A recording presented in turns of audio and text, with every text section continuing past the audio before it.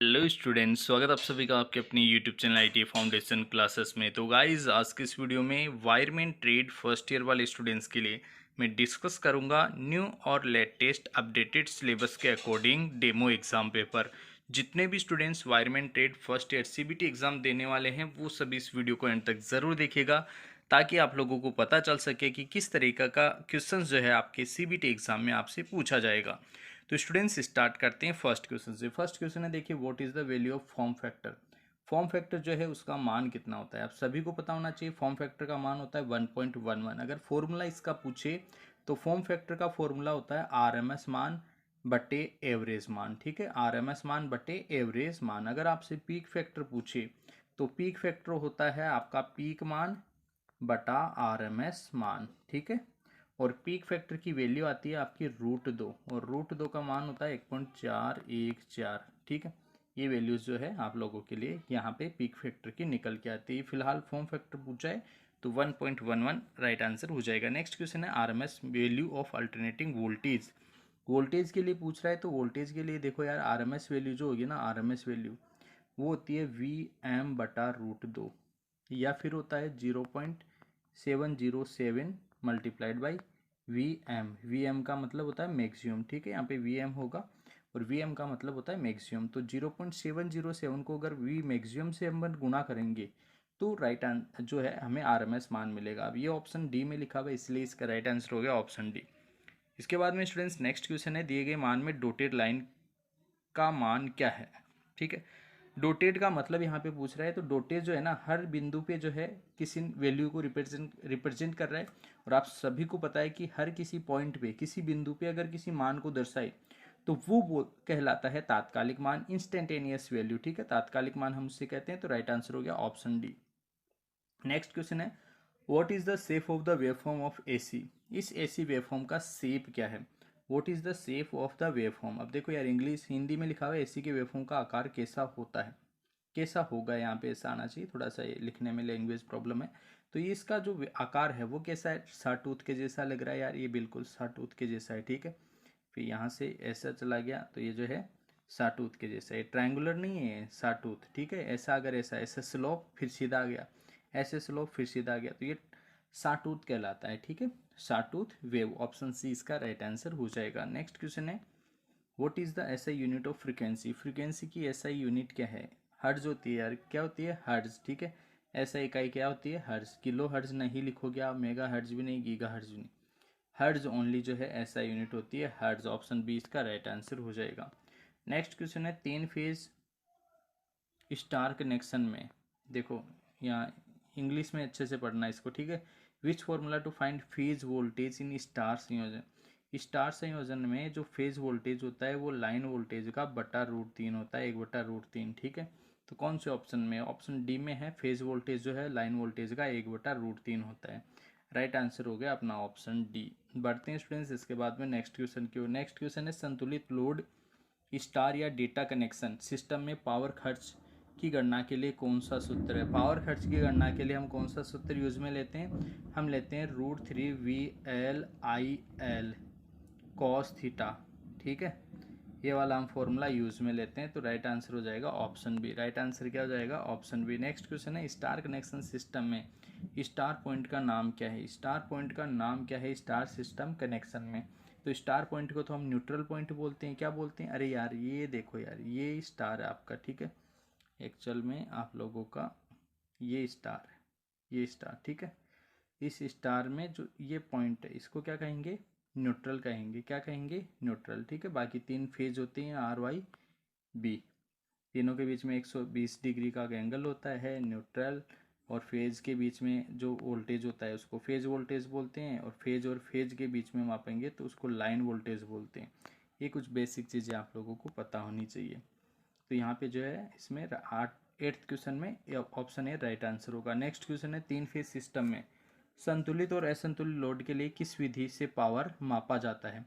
संतुलित और असंतुलित लोड में जो है हम 2 वॉटमीटर विधि का उपयोग कर सकते हैं। देखो समझना, अगर संतुलित लोड हो तो 1 वॉटमीटर विधि का प्रयोग करते हैं, अगर असंतुलित लोड हो तो फिर 3 वॉटमीटर विधि का, और अगर संतुलित असंतुलित कोई सी भी अवस्था हो तो वहाँ पे 2 वोटमीटर विधि का हम उपयोग कर सकते हैं। राइट आंसर हो गया ऑप्शन बी। नेक्स्ट क्वेश्चन है किस प्रकार का स्केल है। ये जो स्केल है कैसा है गाइस, ये लीनियर स्केल है। कैसा स्केल है, लीनियर स्केल है। क्यों है लीनियर स्केल, क्योंकि यहाँ से यहाँ तक गैप बराबर है, फिर यहाँ से यहाँ तक गैप बराबर है, सबके बीच में देखो 0.22 का गैप है, ठीक है। 0.1 यहाँ होगा, 0.3 यहाँ होगा, 0.5 यहाँ होगा, 0.7 यहाँ होगा, 0.9 यहाँ होगा। तो बिल्कुल बराबर दूरी पे जो है बराबर माप यहाँ पे लिया गया है, इसीलिए इसको बोलेंगे लीनियर स्केल, ठीक है। Next question number 11, moving iron उपकरण किस बिजली के प्रभाव के अंतर्गत कार्य करता है। तो मूविंग आयरन जो है, मूविंग आयरन इंस्ट्रूमेंट जो होते हैं वो आपके मैग्नेट इफेक्ट के प्रभाव में कार्य करते हैं। मूविंग आयरन, आयरन मूव करेगा चुंबक के प्रभाव में तो मूव करेगा वो। राइट आंसर हो गया ऑप्शन सी इसके। तो इसके बाद में स्टूडेंट्स नेक्स्ट क्वेश्चन जो है वो है आप लोगों का question number 12, induction type voltmeter का नुकसान क्या है। यार देखो, इंडक्शन टाइप वोल्टमीटर जो होते हैं वो केवल एसी के लिए प्रयोग कर सकते हैं, ठीक है। यही उनका एक तरीके से मेन डिसएडवांटेज होता है। तो ऑप्शन ए में ये चीज़ लिखी हुई है, केवल एसी में प्रयोग किया जाता है। ऑप्शन ए इसका राइट आंसर हो जाएगा। नेक्स्ट क्वेश्चन है डायनेमोमीटर वोल्टमीटर का कौन सा लाभ है। डायनेमोमीटर, डायनेमोमीटर जो है उसका लाभ ये होता है कि यूनिफॉर्म स्केल होती है, इसकी स्केल जो है वो कैसी होती है, यूनिफॉर्म। नेक्स्ट क्वेश्चन है एक ऊर्जा मीटर का मीटर नियतांक कितना होता है। एक ऊर्जा मीटर का मीटर नियतांक क्या हो। ऊर्जा मीटर का जो मीटर नियतांक है गाइस वो होता है आप लोगों के लिए प्रति kWh चक्रों की संख्या, ठीक है, प्रति kWh चक्रों की संख्या। राइट आंसर हो गया ऑप्शन बी। इसके बाद में स्टूडेंट्स नेक्स्ट क्वेश्चन है कौन सा मीटर इंटीग्रेटेड प्रकार का उपकरण है। कौन सा मीटर इंटीग्रेटेड प्रकार का उपकरण है। तो कौन सा मीटर होता है, इंटीग्रेटेड होते हैं एनर्जी मीटर। कौन से होते हैं, एनर्जी मीटर, ठीक है। एनर्जी मीटर जो है वो इंटीग्रेटेड टाइप के मीटर होते हैं। नेक्स्ट क्वेश्चन है इसके बाद में डिजिटल मल्टीमीटर DMM में कितने LCD डिस्प्ले में होते हैं। कितने होते हैं भाई, अरे 7 सेगमेंट, ठीक है। कौन सा, 7 segment. How many segments in LCD display, segment पूछ रहा है ये। आप हिंदी में पढ़ोगे तो उतना आपके बेटर समझ में नहीं आएगा क्वेश्चन, इंग्लिश में पढ़ोगे आपको अच्छे से समझ में आएगा। How many segments in LCD display in digital multimeter, ठीक है। कितने सेगमेंट होते हैं, 7 सेगमेंट होते हैं। ऑप्शन सी जो है राइट आंसर हो जाएगा। नेक्स्ट क्वेश्चन है मल्टीमीटर में एक्स के रूप में चिन्हित वेरिएबल प्रतिरोध का उद्देश्य क्या है। वेरिएबल प्रतिरोध का उद्देश्य होता है गाइज यहाँ पे प्रिंटर को बिल्कुल शून्य पर समायोजित करने के लिए, ठीक है। टू एडजस्ट द प्रिंटर ने, एक्चुअल में पॉइंटर है, क्या है, pointer. To adjust the pointer exactly at 0, ठीक है, पॉइंटर को बिल्कुल शून्य पे समायोजित करने के लिए। राइट आंसर हो जाएगा ऑप्शन बी। बढ़ते हैं स्टूडेंट्स नेक्स्ट क्वेश्चन पे। नेक्स्ट क्वेश्चन है मीटर का नाम क्या है। तो यार ये तो इजीली आप बता दोगे, आवर्ती मीटर है, लेकिन कौन सा आवर्ती मीटर है, vibrating read type. Read type ये जो है फ्रीक्वेंसी मीटर है, ठीक है, vibrating read type. Option A जो है इसका राइट आंसर हो जाएगा। नेक्स्ट क्वेश्चन नंबर 19 है dynamometer type 3 phase power factor metre के एक दूसरे से जुड़े हुए दो घूमने वाले कॉइल के कोण को कौन सा है। दो घूमने वाले कॉइल का कोण कौन सा है। गाइस घूमने वाले कोण का कॉइल जो होता है वो होता है 120 डिग्री। 3 फेज के लिए पूछ रहा है ये, 3 फेज में 120 डिग्री तो होता है कि नहीं दो फेजों के बीच में, ठीक है, उसी की बात कर रहे हैं। तो राइट आंसर हो जाएगा ऑप्शन बी। नेक्स्ट देखो यहाँ पे उस शब्द का नाम क्या है जो बार बार खुद से एग्री होने के लिए मापक यंत्र की क्षमता रखता है। देखो कितना अच्छा क्वेश्चन है। Which term refers to ability to of measuring instrument to agree with itself repeatedly. तो उस शब्द का नाम जो है वो होता है गाइस प्रिसीजन, ठीक है, प्रिसीजन। बार बार अगर मान लो सेम वैल्यू को वो रिप्रेजेंट कर रहा है या एग्री कर रहा है तो उसे हम प्रिसीजन कहते हैं, ठीक है। एक होता है एक्यूरेसी, एक होता है प्रिसीजन, तो प्रिसीजन वो कहलाता है। नेक्स्ट क्वेश्चन है इसके बाद में क्वेश्चन नंबर 21, 3 फेज असंतुलित सर्किट में न्यूट्रल करंट क्या होता है। 3 फेज असंतुलित सर्किट में न्यूट्रल करंट जो है वो होगा नॉट जीरो, शून्य नहीं होगा। अगर संतुलित है तो शून्य होगा और संतुलित नहीं है तो नॉट जीरो होगा, शून्य नहीं होगा, उसके अलावा कुछ भी मान हो सकता है। ऑप्शन डी इसका राइट आंसर हो जाएगा। नेक्स्ट क्वेश्चन है कौन सा मीटर केवल डीसी मात्रा को मापने के लिए प्रयोग किया जाता है। कौन सा मीटर जो है केवल डीसी मात्रा को मापने के लिए प्रयोग किया जाता है। केवल डीसी को मापने के लिए जो है हम मूविंग कॉइल टाइप इंस्ट्रूमेंट काम में लेते हैं। ऑप्शन डी इसका राइट आंसर हो जाएगा। नेक्स्ट क्वेश्चन है स्टूडेंट्स इसके बाद में डीसी आपूर्ति की आवृत्ति क्या है। डीसी के अंदर कोई आवृत्ति नहीं होती, जीरो आवृत्ति होती है, तो ऑप्शन डी जो है इसका राइट आंसर हो जाएगा, जीरो आवृत्ति, ठीक है।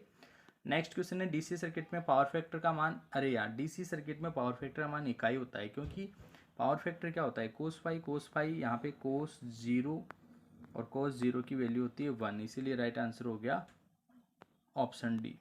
इसके बाद में नेक्स्ट क्वेश्चन है, 3 फेज सर्किट में लाइन वोल्टेज कितना होता है। 3 फेज सर्किट में लाइन वोल्टेज की अगर बात करें तो 3 फेज सर्किट में लाइन वोल्टेज होता है 415 वोल्ट। कितना होता है स्टूडेंट्स? 415 वोल्ट। इसके बाद में नेक्स्ट क्वेश्चन है, स्टार कनेक्शन में वाइंडिंग का कोणीय विस्थापन कितना होता है। स्टार कनेक्शन में वाइंडिंग का कोणीय विस्थापन स्टार क्रम में जो है 120 डिग्री होता है, ठीक है, स्टार में जो है 120 डिग्री। नेक्स्ट क्वेश्चन है, किस विद्युत प्रभाव को सिंगल फेज एनर्जी मीटर का काम करता है। कौन किस विद्युत प्रभाव से single phase energy meter, single phase energy meter जो होता है ना, उसमें एक तरीके से कौन सा इफेक्ट, विच इलेक्ट्रिकल इफेक्ट, कौन सा इलेक्ट्रिकल इफेक्ट होता है, तो उसमें यार आप सभी को पता है इंडक्शन इफेक्ट होता है। सिंगल फेज एनर्जी मीटर है तो इंडक्शन इफेक्ट ही, इंडक्शन के ऊपर ही तो काम करते हैं वो, इंडक्शन इफेक्ट। ऑप्शन सी इसका राइट आंसर होगा। नेक्स्ट क्वेश्चन है, what is the full form of MRI। MRI की फुल फॉर्म है, पूछिए आपसे, सिंपल सा है, मीटर रीडिंग इंस्ट्रूमेंट। क्या होगा? Meter reading instrument. MRI की फुल फॉर्म होती है मीटर रीडिंग इंस्ट्रूमेंट। क्या होती है? Meter reading instrument. Option B right answer. Next question है, अर्थ इलेक्ट्रोड पाइप की न्यूनतम लंबाई क्या होती है। अर्थ इलेक्ट्रोड पाइप जो होता है उसकी न्यूनतम लंबाई होती है गाइज 2.5 मीटर। कितना होता है? 2.5। अर्थ इलेक्ट्रोड जो पाइप होता है ना, पाइप अर्थिंग, आपको पता है एक होती है पाइप अर्थिंग, एक होती है प्लेट अर्थिंग। तो जो पाइप होता है उसकी न्यूनतम लंबाई 2.5 मीटर तक रखी जाती है, ठीक है। ऑप्शन डी इसका राइट आंसर हो जाएगा। नेक्स्ट क्वेश्चन है, प्लेट इलेक्ट्रोड का न्यूनतम मान कितना होता है। गाइस प्लेट इलेक्ट्रोड का न्यूनतम मान आप सभी को पता होना चाहिए, 60 × 3.15 होता है। अब यहाँ पे 3.15 वाली वैल्यू दी हुई नहीं है तो ये वैल्यू आएगी, तो राइट आंसर हो गया अपना ऑप्शन डी, ठीक है। ऑप्शन डी इसका राइट आंसर हो जाएगा। नेक्स्ट क्वेश्चन है, पावर लोड में इस्तेमाल अर्थ कंडक्टर का आकार क्या है।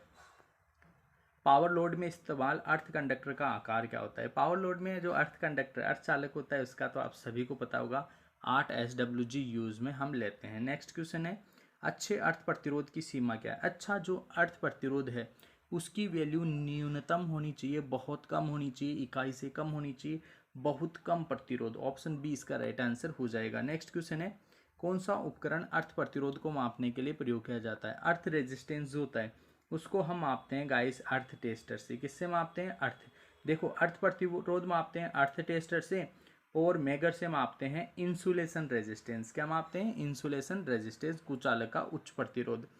नेक्स्ट क्वेश्चन है, किस सिद्धांत पर अर्थ टेस्टर काम करता है। अर्थ टेस्टर जो है वो आपका काम करता है students fall of potential method पे। किसके ऊपर? फॉल ऑफ पोटेंशियल, ठीक है, fall of potential. Option B इसका राइट आंसर होगा। नेक्स्ट क्वेश्चन है, पारंपरिक बिजली उत्पादन कौन सा है। पारंपरिक मतलब परंपरागत तरीके से जो चल रहा हो, परंपरागत तरीके से जो चल रहा है गाइस, वो मेथड अपना होता है, कौन सा होता है? थर्मल। थर्मल मतलब कोयले से बिजली। देखो सोलर जो है गैर पारंपरिक है, बायोगैस जो है वो भी गैर पारंपरिक है, विंड एनर्जी गैर पारंपरिक है, थर्मल जो है वो पारंपरिक है एक तरीके से, ठीक है, मतलब पुराने जमाने से चलता आ रहा है पारंपरिक कोयले से, ठीक है। नेक्स्ट क्वेश्चन देखो, जल विद्युत संयंत्र में एक्स, एक्स क्या है यार, एक्स क्या है, एक्स है क्या? एक्स गाइज यहाँ पे एक्स जो है वाल्व हाउस है। बिजली उत्पादन में देखो एक्स जो है ना वो ये वाल्व हाउस है, ये पेनस्टॉक होता है, ये प्रेशर चैनल होता है, ये डैम होता है, ये जो है इधर रिजर्वर है, ठीक है, जलाशय, और ये आपका पेनस्टॉक होता है, ये वाल्व हाउस होता है। एक्स के लिए पूछ रहा है वाल्व हाउस, और ये आप लोगों का टर्बाइन अल्टरनेटर सिस्टम होता है, ठीक है। तो वाल्व हाउस जो है इसका राइट आंसर हो जाएगा ऑप्शन बी। नेक्स्ट क्वेश्चन है, इसके बाद में परमाणु रिएक्टर में मॉडरेटर बनाने के लिए, परमाणु रिएक्टर में मॉडरेटर के लिए जो है हम यूज़ करते हैं ग्रेफाइट का। किसका यूज़ करते हैं? मॉडरेटर के लिए, मॉडरेटर के लिए ग्रेफाइट का, मॉडरेटर के लिए ग्रेफाइट का। ऑप्शन है इसका राइट आंसर हो जाएगा। नेक्स्ट क्वेश्चन है, सेकेंडरी वितरण की वोल्टेज श्रेणी कौन सी है। सेकेंडरी वितरण की वोल्टेज जो श्रेणी है वो होता है सेकेंडरी डिस्ट्रीब्यूशन। सेकेंडरी डिस्ट्रीब्यूशन का मतलब है बिल्कुल जो अपने घरों में काम में ली जाती है, 415 या इससे कम, ठीक है, सेकेंडरी वितरण। द्वितीयक वितरण में ऑप्शन डी जो है इसका राइट आंसर हो जाएगा। इसके बाद में देखो नेक्स्ट जो है ये आपके थ्योरी के 38 क्वेश्चन कंप्लीट है। इसके बाद में works of science and calculation का first question, works of science and calculation subject का फर्स्ट क्वेश्चन है, उष्मा की एसआई इकाई क्या है। उष्मा की एसआई इकाई होती है स्टूडेंट्स जूल। उष्मा की एसआई इकाई क्या होती है? जूल। इसके बाद में बढ़ते हैं नेक्स्ट क्वेश्चन की ओर। पानी का क्वथनांक, पानी का गलनांक पूछे तो 0 डिग्री सेल्सियस, और क्वथनांक का मतलब है जहाँ पे पानी उबलने लगता है। तो पानी जहाँ उबलने लगता है वो होता है 100 डिग्री सेल्सियस। कितना होता है students? 100 degree Celsius. Option C इसका राइट आंसर हुआ। धारा की इकाई तो आप सभी को पता है एम्पियर होती है, धारा की इकाई होती है एम्पियर। ऑप्शन ए इसका राइट आंसर हो गया। नेक्स्ट क्वेश्चन है, प्रतिरोध की इकाई भी आप सभी को पता है, प्रतिरोध की इकाई होती है ओम। प्रतिरोध की इकाई क्या होती है? ओम, ठीक है। नेक्स्ट क्वेश्चन देखो, किसी कंडक्टर में इलेक्ट्रॉन का प्रवाह क्या होता है? किसी कंडक्टर में इलेक्ट्रॉन का प्रवाह जो होता है ना, उसी को हम बोलते हैं विद्युत धारा। क्या बोलते हैं दोस्तों? विद्युत धारा। ऑप्शन बी इसका राइट आंसर हो जाएगा। कौन सा बहुत अच्छा कंडक्टर है? बहुत अच्छा कंडक्टर कौन है? तांबा है, बिल्कुल तांबा है भाई। बहुत अच्छा कंडक्टर कौन है? तांबा है। राइट आंसर हो गया ऑप्शन ए।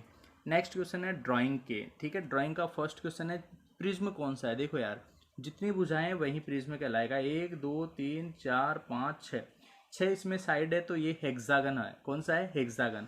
अब हेक्सागन प्रिज्म किस में लिखा हुआ है? ऑप्शन डी में लिखा हुआ है, तो राइट आंसर हो गया ऑप्शन डी, ठीक है। नेक्स्ट क्वेश्चन है उपकरण का नाम बताओ। इस उपकरण का नाम तो यार बच्चे बच्चे को पता है, ट्राई स्क्वायर है। गुणिया इसे हम कहते हैं बढ़ई की गुणिया, ट्राई स्क्वायर, ठीक है। नेक्स्ट क्वेश्चन है इसके बाद में identify the name of the tool. इस टूल का नाम बताओ। तो ये तो बॉल पिन हैमर लग रहा है, ठीक है। कौन सा है? Ball pin hammer.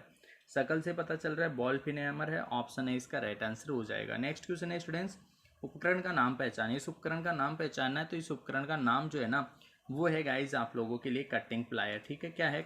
Cutting plier नहीं, सॉरी यहाँ पे देखिए है डबल कटिंग शेयर, ठीक है। डबल काटने वाली कतरनी, ठीक है। इस उपकरण का नाम क्या है? डबल काटने कतरनी। ऑप्शन डी इसका राइट आंसर हो जाएगा। नेक्स्ट क्वेश्चन देखो इसके बाद में, नेक्स्ट क्वेश्चन है उपकरण का नाम पहचाने। ये तो मैलेट है, लकड़ी का हथौड़ा है। कौन सा है? लकड़ी का हथौड़ा, जिससे मैलेट भी बोलते हैं। मैलेट लकड़ी का हथौड़ा। ऑप्शन बी इसका राइट आंसर। नेक्स्ट क्वेश्चन है ए स्नैपर उपकरण का नाम, ठीक है। देखो ओपन एंड है, दोनों तरफ से ओपन है, इसलिए इसको बोलते हैं ओपन एंड स्पिनर। इस तरीके से मैंने आपको थ्योरी के 38 क्वेश्चन बता दिए। उसके बाद में ब्रुक्स ऑफ कैलकुलेशन के 6 क्वेश्चन और ड्राइंग के 6 क्वेश्चन। वायरमैन फर्स्ट ईयर वाले स्टूडेंट्स सभी जुड़े रहिए हमारे साथ। इसी तरह के यूजफुल वीडियोस रेगुलर आप सभी तक पहुंचाते रहेंगे। मिलेंगे आपसे नेक्स्ट वीडियो में, तब तक के लिए आप सभी को बहुत बहुत धन्यवाद। हेलो स्टूडेंट्स, स्वागत आप सभी का आपके अपने YouTube channel ITI foundation classes में। तो गाइस आज के इस वीडियो में मैं डिस्कस करूंगा ITI वायरमैन सेकेंड ईयर वाले स्टूडेंट्स के लिए वायरमैन ट्रेड थ्योरी के चैप्टर वाइज क्वेश्चन आंसर। आप सभी के wireman second year trade theory में टोटल 10 चैप्टर है। 10 चैप्टर में से आज के इस वीडियो में 1 से 5 तक के जो चैप्टर्स हैं, इसके मोस्ट इंपॉर्टेंट क्वेश्चन आंसर्स मैं डिस्कस करने वाला हूं। आप लोग विश्वास कीजिए स्टूडेंट्स, आपके जो ITI मेन या फिर बेक एग्ज़ाम होते हैं उसमें CBT एग्ज़ाम्स में जो क्वेश्चंस आएंगे वो डायरेक्टली इन्हीं क्वेश्चंस में से आपसे पूछे जाएंगे। तो आप लोग ITI मेन या फिर बेक एग्ज़ाम्स की शानदार तैयारी करना चाहते हैं, इस वीडियो को एंड तक ज़रूर देखिएगा। और स्टूडेंट्स यदि आप लोग फर्स्ट टाइम हमारे इस यूट्यूब चैनल पे हैं तो इसे सब्सक्राइब करें, साथ ही साथ बेल आइकन के बटन को प्रेस करें ताकि ITI से रिलेटेड सभी यूजफुल वीडियोस रेगुलर आप सभी तक पहुंचते रहें। तो स्टूडेंट्स स्टार्ट करते हैं आज का वीडियो। देखिए आज के इस वीडियो में जो है स्टार्टिंग के 5 चैप्टर, पहला चैप्टर है कमर्शियल वायरिंग, सेकंड है इंडस्ट्रियल वायरिंग। कमर्शियल वायरिंग मतलब आप समझ रहे हो घरेलू वायरिंग, इंडस्ट्रियल वायरिंग का मतलब है औद्योगिक वायरिंग। उसके बाद में illumination and stage light control, उसके बाद में DC regulated power supply and CFL LED lamps, और उसके बाद में जो 5वां चैप्टर है वो है solar power plant and EV charging. ये 5 चैप्टर जो है इसके क्वेश्चन आंसर इस वीडियो में मैं डिस्कस करने वाला हूँ। तो स्टूडेंट्स स्टार्ट करते हैं फर्स्ट चैप्टर से। तो स्क्रीन पे है फर्स्ट चैप्टर का फर्स्ट क्वेश्चन। फर्स्ट क्वेश्चन है यदि UPS का आउटपुट वोल्टेज सामान्य से अधिक है। आउटपुट वोल्टेज क्या है? सामान्य से अधिक है, तो खराबी का कारण क्या हो सकता है? गाइज यहाँ पे खराबी का कारण हो सकता है दोषपूर्ण फीडबैक सर्किट। मतलब UPS आप सभी को पता है uninterrupted power supply, emergency supply के रूप में जो कंप्यूटर सिस्टम में सप्लाई होती है जिसे हम UPS कहते हैं, उसका आउटपुट वोल्टेज जो है सामान्य से अधिक है। तो इसके पीछे क्या खराबी हो सकती है? इसके पीछे खराबी हो सकती है गाइस कि उसका जो फीडबैक सर्किट है वो दोषपूर्ण हो सकता है, उसमें कोई डिफेक्ट आ सकता है, ठीक है। बढ़ते हैं नेक्स्ट क्वेश्चन की ओर। फायर अलार्म सिस्टम के लिए मेटल कंड्यूट वायरिंग। देखो यार मेटल कंड्यूट वायरिंग, मेटल मतलब धातु, धातु का पाइप वायरिंग का उपयोग क्यों किया जाता है? गाइज इसका उपयोग हम करते हैं सर्किट को आग से बचाने के लिए। देखो यार धातु का पाइप, मेटल कंड्यूट वायरिंग मतलब धातु का पाइप, ठीक है। धातु का पाइप का यूज होगा सर्किट को आग से बचाने के लिए। अगर धातु का पाइप होगा तो आसानी से आग नहीं लग पाएगी, इसीलिए राइट आंसर आया ऑप्शन सी। बढ़ते हैं स्टूडेंट्स नेक्स्ट क्वेश्चन की ओर। नेक्स्ट क्वेश्चन है आपका एक इन्वर्टर की क्षमता कैसे व्यक्त करते हैं? गाइस इन्वर्टर की जो क्षमता होती है वो हम वोल्ट एम्पियर VA में व्यक्त करते हैं। जो ट्रांसफॉर्मर होता है उसको भी हम VA या KVA या MVA में व्यक्त करते हैं। ठीक इसी प्रकार जो इन्वर्टर है उसकी क्षमता भी वोल्ट एम्पियर में ही व्यक्त की जाती है, VA volt ampere. Option C right answer. Next question है फायर अलार्म सिस्टम के लिए किस प्रकार की वायरिंग प्रणाली का उपयोग करते हैं। फायर अलार्म सिस्टम के लिए जो है अभी मैंने बताया मेटालिक कंड्यूट, धात्विक नली वाला, ठीक है, क्योंकि इसमें आग नहीं लगती। तो फायर अलार्म सिस्टम जो है वो इजीली जो है लग जाता है कौन सी वायरिंग में, मेटालिक कंड्यूट वायरिंग में, ठीक है, धात्विक नली वाली। नेक्स्ट क्वेश्चन है स्टूडेंट्स, इसके बाद में आप लोगों का अक्ष के रूप में चिन्हित हिस्सा क्या है।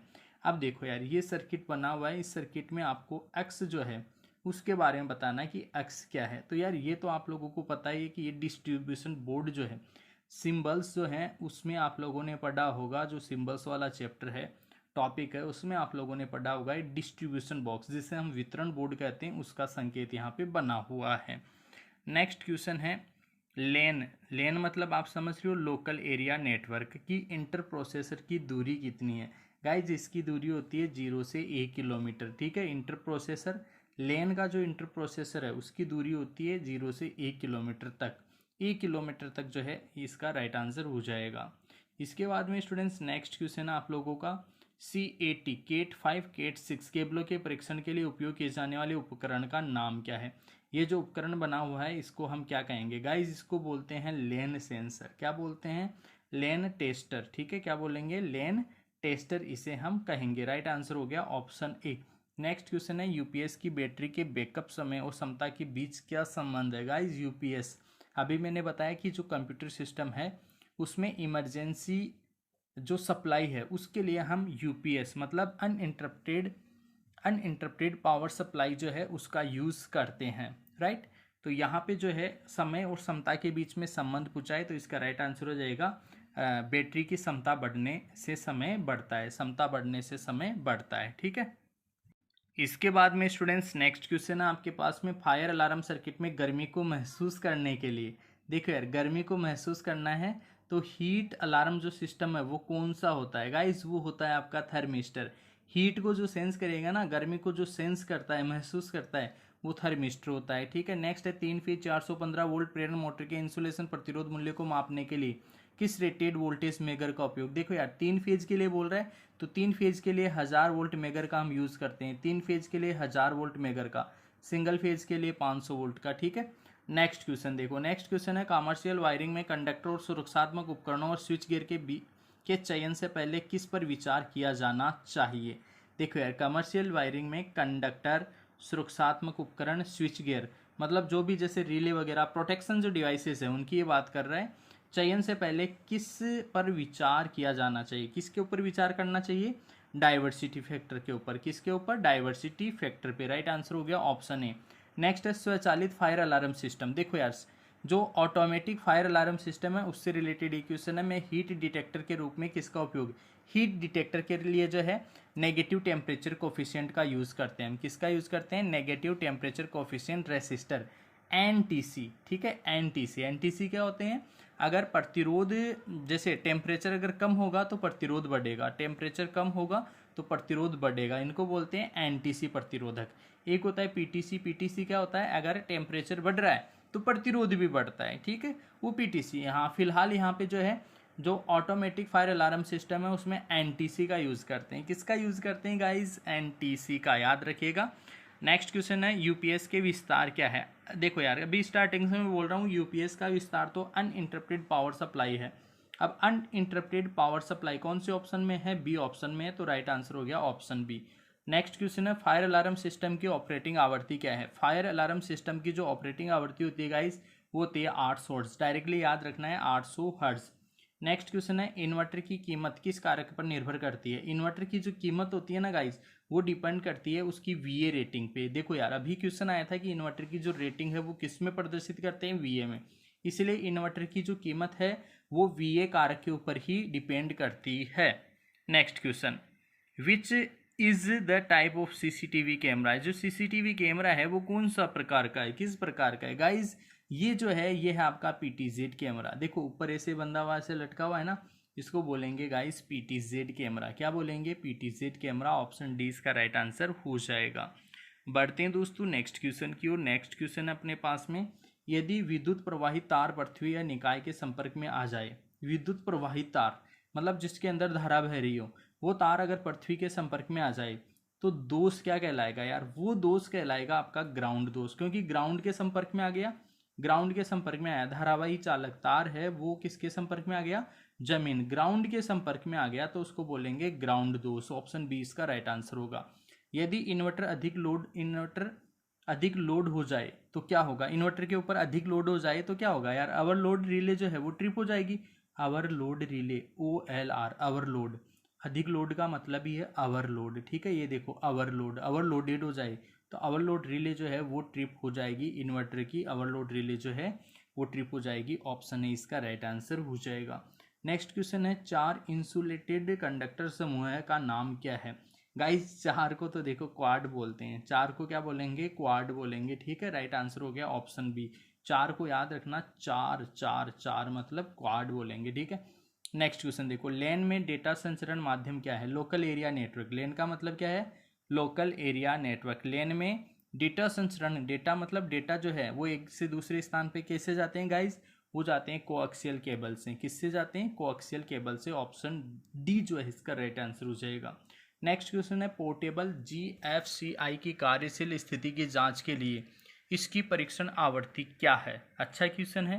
पोर्टेबल GFCI की कार्यशील स्थिति की जांच के लिए, कार्यशील स्थिति की जांच के लिए परीक्षण आवृत्ति क्या है गाइस। परीक्षण आवृत्ति प्रत्येक उपयोग से पहले उसकी जांच होनी चाहिए। जब कभी भी आपको उसको यूज करना हो उसके पहले ही जो है उसकी जांच होनी चाहिए। तो राइट आंसर हो गया ऑप्शन ए। नेक्स्ट क्वेश्चन है, यूपीएस वायरिंग में यूपीएस बैटरी के पास क्यों रखा जाता है। यूपीएस बैटरी के पास क्यों रखते हैं यार, ये तो आप सभी को पता है, वोल्टेज ड्रॉप कम करने के लिए, ठीक है। यूपीएस को हम बैटरी के पास में इसलिए रखते हैं ताकि वोल्टेज ड्रॉप कम से कम हो। अगर यूपीएस को हम बैटरी से दूर रखेंगे, यूपीएस को अगर बैटरी से हम दूर रखेंगे तो क्या होगा, जो वायर होगा ना, वायर उसके अंदर वोल्टेज ड्रॉप हो जाएगा। इसीलिए उसको पास में रखते हैं ताकि वोल्टेज ड्रॉप क्या हो, कम हो।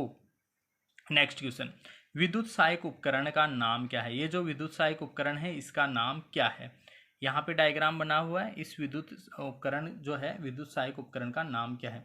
इसको बोलते हैं गाइस GFCI रिसेप्टेकल, ठीक है। GFCI रिसेप्टेकल हम इसे कहते हैं। राइट आंसर हो गया ऑप्शन ए। नेक्स्ट क्वेश्चन है, एलिमेंट RJ45 केबल के 2 पेयर्स में उपयोग की जाने वाली 2 रंग। देखो यार कौन सी केबल की बात कर रहा है, एलिमेंट RJ45 केबल के 2 पेयर्स में उपयोग किए जाने वाले 2 रंग कौन कौन से होते हैं गाइस, कौन कौन से होते हैं, नारंगी और हरा, ठीक है। ऑप्शन सी इसका राइट आंसर हो जाएगा। बढ़ते हैं स्टूडेंट्स इसके बाद में नेक्स्ट क्वेश्चन की ओर। नेक्स्ट क्वेश्चन है, what adjustment is to be done in commercial installment for the interconnection of 2 और मोर यूपीएस। देखो कितना अच्छा क्वेश्चन है, सिंपल सा क्वेश्चन है।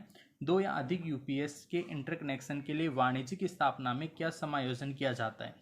क्या समायोजन करते हैं, हम समायोजन करते हैं चेंज ओवर रिले का उपयोग करके। राइट आंसर हो गया ऑप्शन बी। नेक्स्ट क्वेश्चन है, कौन से इलेक्ट्रॉनिक उपकरणों में यूपीएस की आवश्यकता होती है। किस में होती है, ये तो आपको पता है यार, कंप्यूटर में होता है यूपीएस। अरे भाई एसी के अंदर ज़रूरत नहीं है, एसी में तो काम ही नहीं करेगा। माइक्रोवेव ओवन बहुत ज़्यादा लोड होता है, यहाँ कहाँ यूपीएस काम करेगा। टेलीविज़न में भी ये वर्क कर सकता है लेकिन ज़रूरत नहीं होती। कंप्यूटर में ज़रूरत होती है ताकि इमरजेंसी के समय सप्लाई कंप्यूटर में बनी रहे, जो डेटा लिखा हुआ है वो मिटे ना, इसीलिए यूपीएस का हम यूज़ कंप्यूटर में के लिए आवश्यक है। नेक्स्ट क्वेश्चन देखो, स्मोक डिटेक्टर का प्रकार कौन सा है। स्मोक का मतलब जहाँ जैसे आग वगैरह लग जाए ना भाई, धुआं होगी, धुआं को डिटेक्ट करने वाला, ठीक है। कौन सा है गाइस, आयनीकरण डिटेक्टर। ऑप्शन सी इसका राइट आंसर हो जाएगा। नेक्स्ट क्वेश्चन है, फायर अलार्म कॉल पॉइंट पर कौन सा रंग पेंट किया जाता है। फायर अलार्म कॉल पॉइंट पर कौन सा रंग पेंट करते हैं guys. Fire alarm call point के ऊपर जो है हम लाल रंग जो है पेंट करते हैं। राइट आंसर हो गया ऑप्शन डी। नेक्स्ट क्वेश्चन है, बैटरी लगाते समय उसके टर्मिनलों पर वेसलिन या ग्रीस क्यों लगाते हैं। ये तो आपको पता है यार, टर्मिनलों के ऊपर जो ग्रीस वगैरह जो है वो हम टर्मिनल सरण को बचाने के लिए, सरण का मतलब है टर्मिनलों के ऊपर जंग वगैरह ना लगे उससे बचाने के लिए, राइट। लोकल की प्रोसेसर दूरी क्या है, अभी आया था ये थोड़ी देर पहले ही, 1 किलोमीटर तक होती है LAN की। लोकल एरिया नेटवर्क जो है LAN, इसकी प्रोसेसर दूरी 0 से 1 किलोमीटर तक होती है। नेक्स्ट देखो, GFCI का विस्तार क्या है। GFCI का विस्तार क्या है गाइस, इसकी फुल फॉर्म होती है ग्राउंड फॉल्ट सर्किट इंटरप्टर, ठीक है। ग्राउंड फॉल्ट सर्किट इंटरप्टर इसकी फुल फॉर्म होती है, ग्राउंड फॉल्ट सर्किट इंटरप्टर, ठीक है। राइट आंसर हो जाएगा ऑप्शन सी। नेक्स्ट क्वेश्चन है, किस भाग को ऑफलाइन यूपीएस के ब्लॉक आरेख में एक्स के रूप में चिन्हित किया जाता है? कौन से भाग को करते हैं गाइस? यहाँ पे राइट आंसर हो जाएगा ऑप्शन डी, ठीक है। बैटरी चार्जर, बैटरी चार्जर जो है उसको हम जो है यूपीएस का ब्लॉक आरेख के रूप में चिन्हित करते हैं। किस पर? ऑफलाइन, ऑफलाइन, ऑफलाइन, ठीक है। ऑफलाइन कौन सा होता है? Battery charger. कौन होगा गाइस? Battery charger. बैटरी, इस बैटरी के लिए जो चार्जर होगा वो ऑफलाइन हम जो है उसको रिप्रेजेंट करते हैं। नेक्स्ट क्वेश्चन है इसके बाद में, which supply voltage the fire alarm circuit works? कितना प्यारा क्वेश्चन है। कौन से सप्लाई वोल्टेज पर आग अलार्म सर्किट काम करता है? आग अलार्म सर्किट जो है वो 24 वोल्टेज पे काम करता है गाइस। कितने वोल्टेज पे? 24 वोल्टेज पे। तीनों गलत है। लास्ट डी ऑप्शन जो है इसका राइट आंसर हो जाएगा। निम्न में से कौन सा उपकरण सोलर स्क्वायर वेव इन्वर्टर का उपयोग करता है? देखो यार, ये भी कितना अच्छा क्वेश्चन है कि सोलर स्क्वायर वेव इन्वर्टर जो है उसका उपयोग कौन करता है, कौन सा उपकरण करता है? गाइस राइट आंसर हो जाएगा स्मॉल हीटिंग लोड, छोटा ताप भार, small heating load. Right answer हो गया ऑप्शन सी। बढ़ते हैं इसके बाद में नेक्स्ट क्वेश्चन की ओर। नेक्स्ट क्वेश्चन है, आईई नियम के रूप में उच्च और अतिरिक्त उच्च वोल्टेज के लिए उपभोक्ताओं के लिए आपूर्ति की शुरुआत के बिंदु पर अधिकतम अनुमेय वोल्टेज ड्रॉप क्या है? अधिकतम अनुमेय वोल्टेज होता है गाइस 12.50%। ऑप्शन है इसका राइट आंसर होगा। नेक्स्ट है, कौन सा उपकरण इंसुलेशन प्रतिरोध को मापने के लिए? इंसुलेशन प्रतिरोध को मापने के लिए तो मेगर यार, ये तो आपको पता ही होगा। इंसुलेशन प्रतिरोध मतलब उच्च मान का प्रतिरोध, उच्च मान के प्रतिरोध, जैसे मान लो पीवीसी है उसका, या फिर वार्निश ऑक्साइड है उसका, या फिर बॉडी है, उस बॉडी के ऊपर कलर पेंट किया हुआ है, फिर उसके मतलब उसका रेजिस्टेंस जैसे मेजर करना है। तो इंसुलेटिंग मटेरियल जो है उनका उच्च प्रतिरोध होता है। उच्च प्रतिरोध तो होगा क्योंकि कुचालक है, तो कुचालक के उच्च प्रतिरोध को मापने के लिए मेगर का यूज़ करते हैं। ऑप्शन सी राइट आंसर हो जाएगा। इसके बाद में स्टूडेंट्स नेक्स्ट क्वेश्चन है, इन्वर्टर और बैटरी को जोड़ने के लिए किस प्रकार के तार का उपयोग करते हैं? इन्वर्टर और बैटरी को जोड़ने के लिए जो है हम किस प्रकार के तार का प्रयोग करते हैं गाइज? स्पेशल ऑटो वायर्स उनका हम यूज़ करते हैं, ठीक है। इन्वर्टर और बैटरी को जोड़ने के लिए जो है विशेष ऑटो तार का यूज़ करते हैं। बैटरी और इन्वर्टर को एक दूसरे से बंद करके क्यों जोड़ा जाता है? एक दूसरे से बंद करके क्यों जोड़ा जाता है? ये तो ईजी सा है यार, करंट लॉस को कम करने के लिए, ठीक है।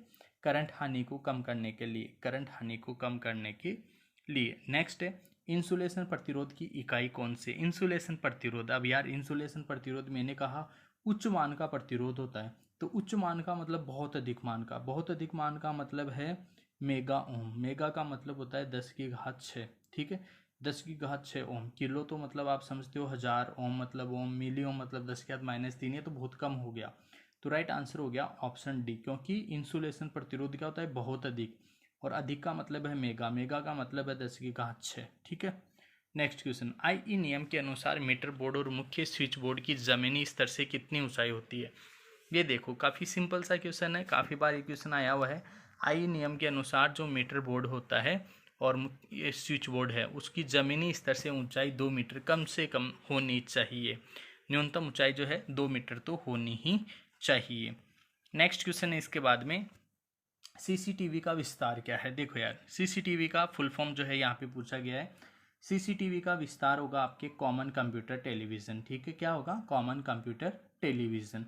सीसी कॉमन कंप्यूटर और टीवी मतलब television, common computer television. Next question है, आईई नियम के अनुसार वितरण के साथ केबल कैसे जोड़ा जाता है?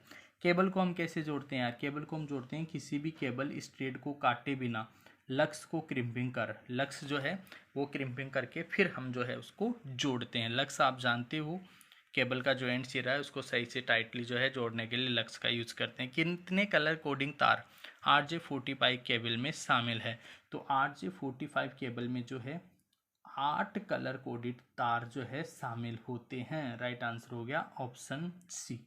ये याद रखिएगा, कितने कलर कोडिड तार RJ45 केबल में शामिल होते हैं? RJ45 केबल में जो है 8 कलर कोडिड तार शामिल होते हैं। नेक्स्ट क्वेश्चन है, आईई नियम के अनुसार कमर्शियल वायरिंग में फ्लो लेवल से स्थापित होने के लिए एनर्जी मीटर की अनुशासित ऊंचाई क्या होती है? एनर्जी मीटर की अनुशासित ऊंचाई होती है is not less than 1 meter, 1 meter से कम नहीं होनी चाहिए। कमर्शियल वायरिंग के लिए बोल रहा है, फ्लो लेवल से स्थापित होने के लिए, ठीक है।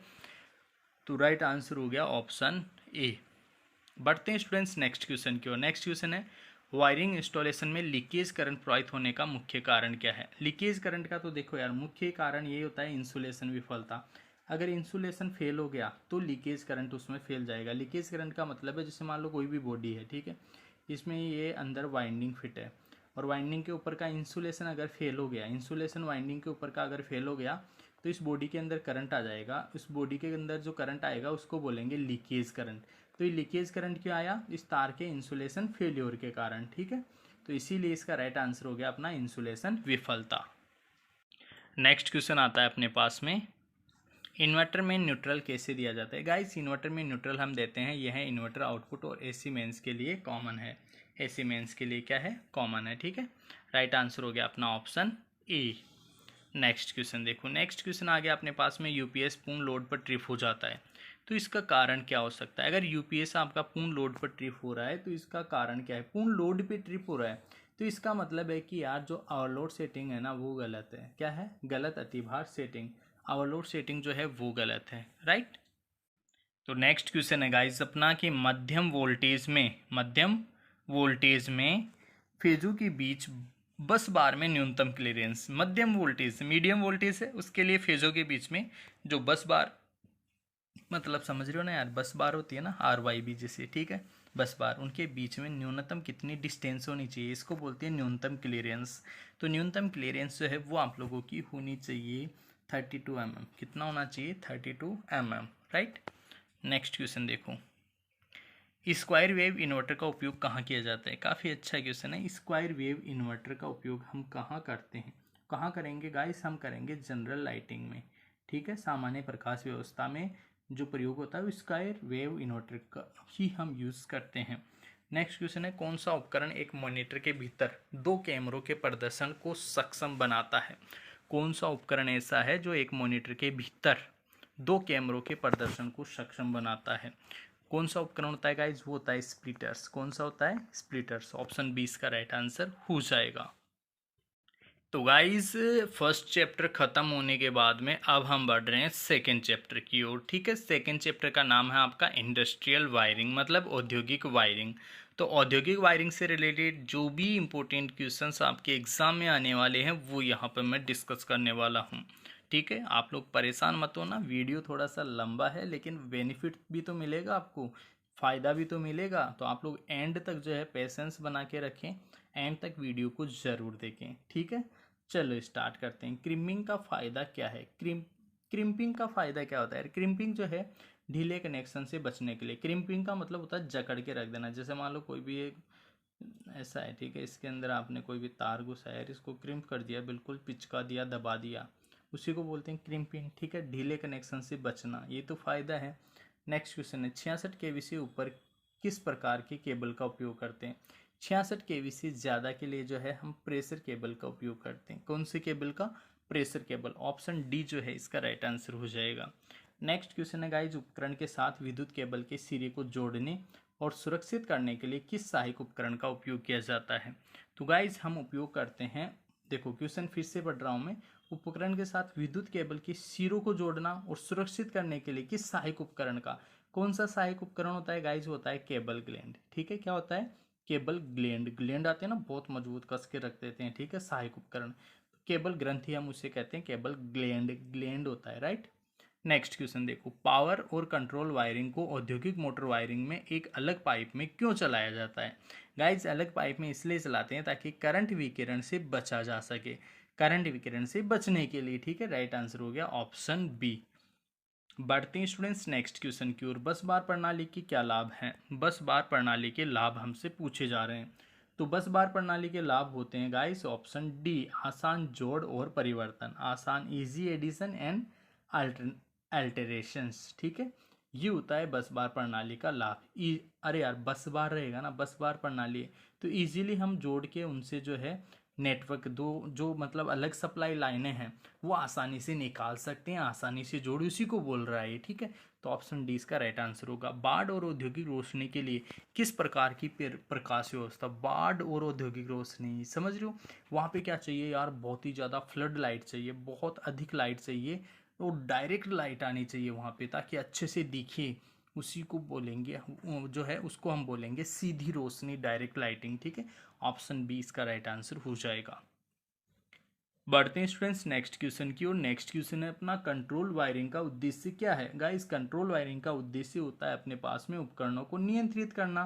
कंट्रोल नाम में आ रहा है, कंट्रोल वायरिंग मतलब नियंत्रण, तो उपकरणों को नियंत्रित करने के लिए कमांड का म्यूटेशन करना। ऑप्शन सी इसका राइट आंसर हो जाएगा। नेक्स्ट क्वेश्चन है, कौन सी वायरिंग उद्योगों में मोटर कनेक्शन के लिए पसंद किया जाता है। कौन सी वायरिंग उद्योगों में मोटर कनेक्शन के लिए पसंद किया जाता है। मोटर कनेक्शन के लिए जो है मेटल कंडक्ट वायरिंग, ठीक है, मेटल कंडक्ट वायरिंग, ठीक है। वायरिंग उद्योग में मोटर कनेक्शन के लिए metal conduit wiring, right answer हो जाएगा option D. Next question, yard प्रकाश व्यवस्था के लिए किस प्रकार के परावर्तक का उपयोग किया जाता है। यार्ड मतलब समझ रहे हो, जो यार्ड उसको बोल रहे हैं जहाँ पे जीएसएस है, जीएसएस का यार्ड, ठीक है। जैसे तो वैसी सिचुएशन में, वैसी जगह या फिर कोई इंडस्ट्री है उसका यार्ड है, ठीक है, वहाँ पे प्रकाश व्यवस्था के किस प्रकार परावर्तक का हम यूज़ करते हैं। तो गाइस वहाँ पे जो है मिरर टाइप का यूज़ करते हैं, दर्पण प्रकार का। किसका, दर्पण प्रकार का। लोड के लिए केबल का आकार कैसे निर्धारित करेंगे। केबल का आकार गाइस लोड करंट पे डिपेंड करता है। हमेशा याद रखिएगा कि लोड केबल का आकार है ना, size of the cable, size of the cable depend करेगी लोड करंट पे। और जो इंसुलेशन है केबल के ऊपर, इंसुलेशन अगर पूछे तो वो होता है वोल्टेज पे, सर्किट वोल्टेज पे। तो यहाँ पे फिलहाल साइज ऑफ द केबल पूछा है, तो साइज ऑफ द केबल जो है वो लोड करंट पे डिपेंड करेगा, ठीक है। नेक्स्ट क्वेश्चन, यूजी का मतलब है अंडरग्राउंड केबल की आर्मरिंग को अर्थिंग करने के लिए किसका उपयोग किया जाता है। आर्मरिंग मतलब समझते हो ना, स्टील के तार होते हैं, उसके ऊपर सर्विंग होती है, बीच के अंदर और भी केबल कोर होती है, उसके ऊपर लेड शीट होती है, ठीक है। उस अलग जो परतें होती है, मेटालिक शीट होती है, राइट। बेडिंग फिर उसके ऊपर होती है, फिर या आर्मरिंग होती है। तो आर्मरिंग जो है, आर्मरिंग ऐसा लिखा हुआ है बट आर्मरिंग, ठीक है। आर्मरिंग जो है उसको अर्थिंग करने के लिए हम किसका यूज़ करेंगे, अर्थ क्लैंप का यूज़ करते हैं गाइस। किसका यूज़ करते हैं, अर्थ क्लैंप। ऑप्शन डी इसका राइट आंसर होगा। नेक्स्ट क्वेश्चन है, औद्योगिक मोटर वायरिंग के लिए किस कारक का उपयोग तार के आकार को निर्धारित करता है। तार के आकार को, देखो यार फिर से आ गया तार का आकार, साइज ऑफ द वायर। अब साइज ऑफ द केबल हो या साइज ऑफ द वायर हो, इन दोनों ही केसेस में राइट आंसर आएगा लोड करंट के ऊपर size of the wire, size of the cable depend करता है करंट, ठीक है। तो राइट आंसर हो गया ऑप्शन ए। इसके बाद में बढ़ते हैं स्टूडेंट्स नेक्स्ट क्वेश्चन की ओर। नेक्स्ट क्वेश्चन है, लूप टेस्ट किस स्थिति में मान्य है। लूप टेस्ट जो है वो गाइस मान्य होता है यदि केबल क्रॉस सेक्शन समान है। क्रॉस सेक्शन एरिया समान है मतलब केबल के अंदर जैसे 3 कोर है और तीनों कोरों का क्रॉस सेक्शन मतलब मोटाई समान है, तो उस कंडीशन में हम लूप टेस्ट कर सकते हैं। ये राइट आंसर हो जाएगा ऑप्शन ए। नेक्स्ट क्वेश्चन है, मशीन से पैनल बोर्ड और मुख्य अर्थ इलेक्ट्रोड को कितने अर्थ कंटिन्यूटी कंडक्टर प्रदान किए जाने चाहिए। कितने अर्थ कंटिन्यूटी कंडक्टर कितने होने चाहिए गाइस, कम से कम 2 होने चाहिए, ठीक है। How many earth continuity conductor should be provided from the machine to panel board. Machine to panel board की बात कर रहा है तो 2 कम से कम होनी चाहिए। एक बैकअप प्रोटेक्शन के लिए यूज में होता है एक तरीके से। एक एसी 3 फेज इंडक्शन मोटर के लिए कितने अर्थ प्रदान किए जाते हैं। देखो यार ये भी काफ़ी अच्छा क्वेश्चन है, वही क्वेश्चन है जो भी लास्ट क्वेश्चन था। एक एसी 3 फेज इंडक्शन मोटर है, 3 फेज इंडक्शन मोटर, तो 2 कम से कम जो है उसके लिए अर्थ होने चाहिए। एक में मुख्य अर्थ और एक बैकअप के अंदर रहता है backup protection, backup safety, right. एक फेल हो जाए तो दूसरा काम में आ जाए, उसलिए 2 कम से कम वहां पे अर्थ जो है प्रदान किए जाने चाहिए, ठीक है। समझ रहे हो, एक फेल हो जाए तो दूसरा काम में आए। लूप टेस्ट का कार्य सिद्धांत क्या है। इस लूप टेस्ट का कार्य सिद्धांत व्हीट स्टोन ब्रिज के अकॉर्डिंग ही होता है, ठीक है, व्हीट स्टोन ब्रिज। तो राइट आंसर हो जाएगा ऑप्शन सी। नेक्स्ट क्वेश्चन, 11 केवी तक किस प्रकार की केबल का उपयोग करते हैं। गाइस 11 केवी तक तो आप सभी को पता है यार, हम बेल्टेड केबल का यूज करते हैं। किसका उपयोग करते हैं, बेल्टेड केबल का। नेक्स्ट क्वेश्चन है, बस बार चेंबर का उद्देश्य क्या है। बस बार चेंबर का उद्देश्य होता है guys to distribute the supply, आपूर्ति वितरित करना। अरे बस बार, मैंने कहा बस बार ऐसे होती है मेनली, जैसे मान लो RYB। अब इससे कितनी भी लाइन लेनी हो, एक लाइन यहाँ से ले लिए, ठीक है, ऐसे घुमा के ये लाइन, फिर दूसरी लाइन और ले लिए, यहाँ से निकाल ली, फिर ऐसे तीसरी लाइन और अपन आगे से निकाल सकते हैं। तो ऐसे जो है बस बार का मेन जो यूज है वो होता है आपूर्ति वितरित करना, मतलब to distribute the supply. Option है इसका राइट आंसर हो जाएगा। राइट, बढ़ते हैं दोस्तों नेक्स्ट क्वेश्चन की ओर। बॉन्डिंग के लिए किस सामग्री का उपयोग करते हैं? गाइस बॉन्डिंग के लिए हम कॉपर वायर का यूज करते हैं। किसका यूज करते हैं? कॉपर वायर का। ऑप्शन 20 का राइट आंसर होगा। नेक्स्ट है बॉन्डिंग का उद्देश्य क्या है? तो बॉन्डिंग का उद्देश्य तो यार आप सभी को पता है, लीकेज करंट के लिए कम प्रतिरोध पथ प्रदान करना, ये जो है बॉन्डिंग का उद्देश्य होता है। राइट आंसर हो गया अपना ऑप्शन सी। नेक्स्ट क्वेश्चन है इसके बाद में, यूजी केबल में खराबी का कारण क्या है? अंडरग्राउंड केबल में खराबी का कारण क्या है? यार वही इंसुलेशन विफलता। अंडरग्राउंड केबल है, उसके ऊपर इंसुलेशन लगा रहता है, अंदर कोर है, ठीक है। इंसुलेशन फेल होगा तो आपका अंडरग्राउंड केबल जो है उसमें फॉल्ट आ जाएगा, ठीक है। इंसुलेशन विफलता, इंसुलेशन मतलब उसके ऊपर का जो आवरण है, कुचालक आवरण, उसी को इंसुलेशन यहाँ पे कहा जा रहा है। तो राइट आंसर हो गया ऑप्शन ए।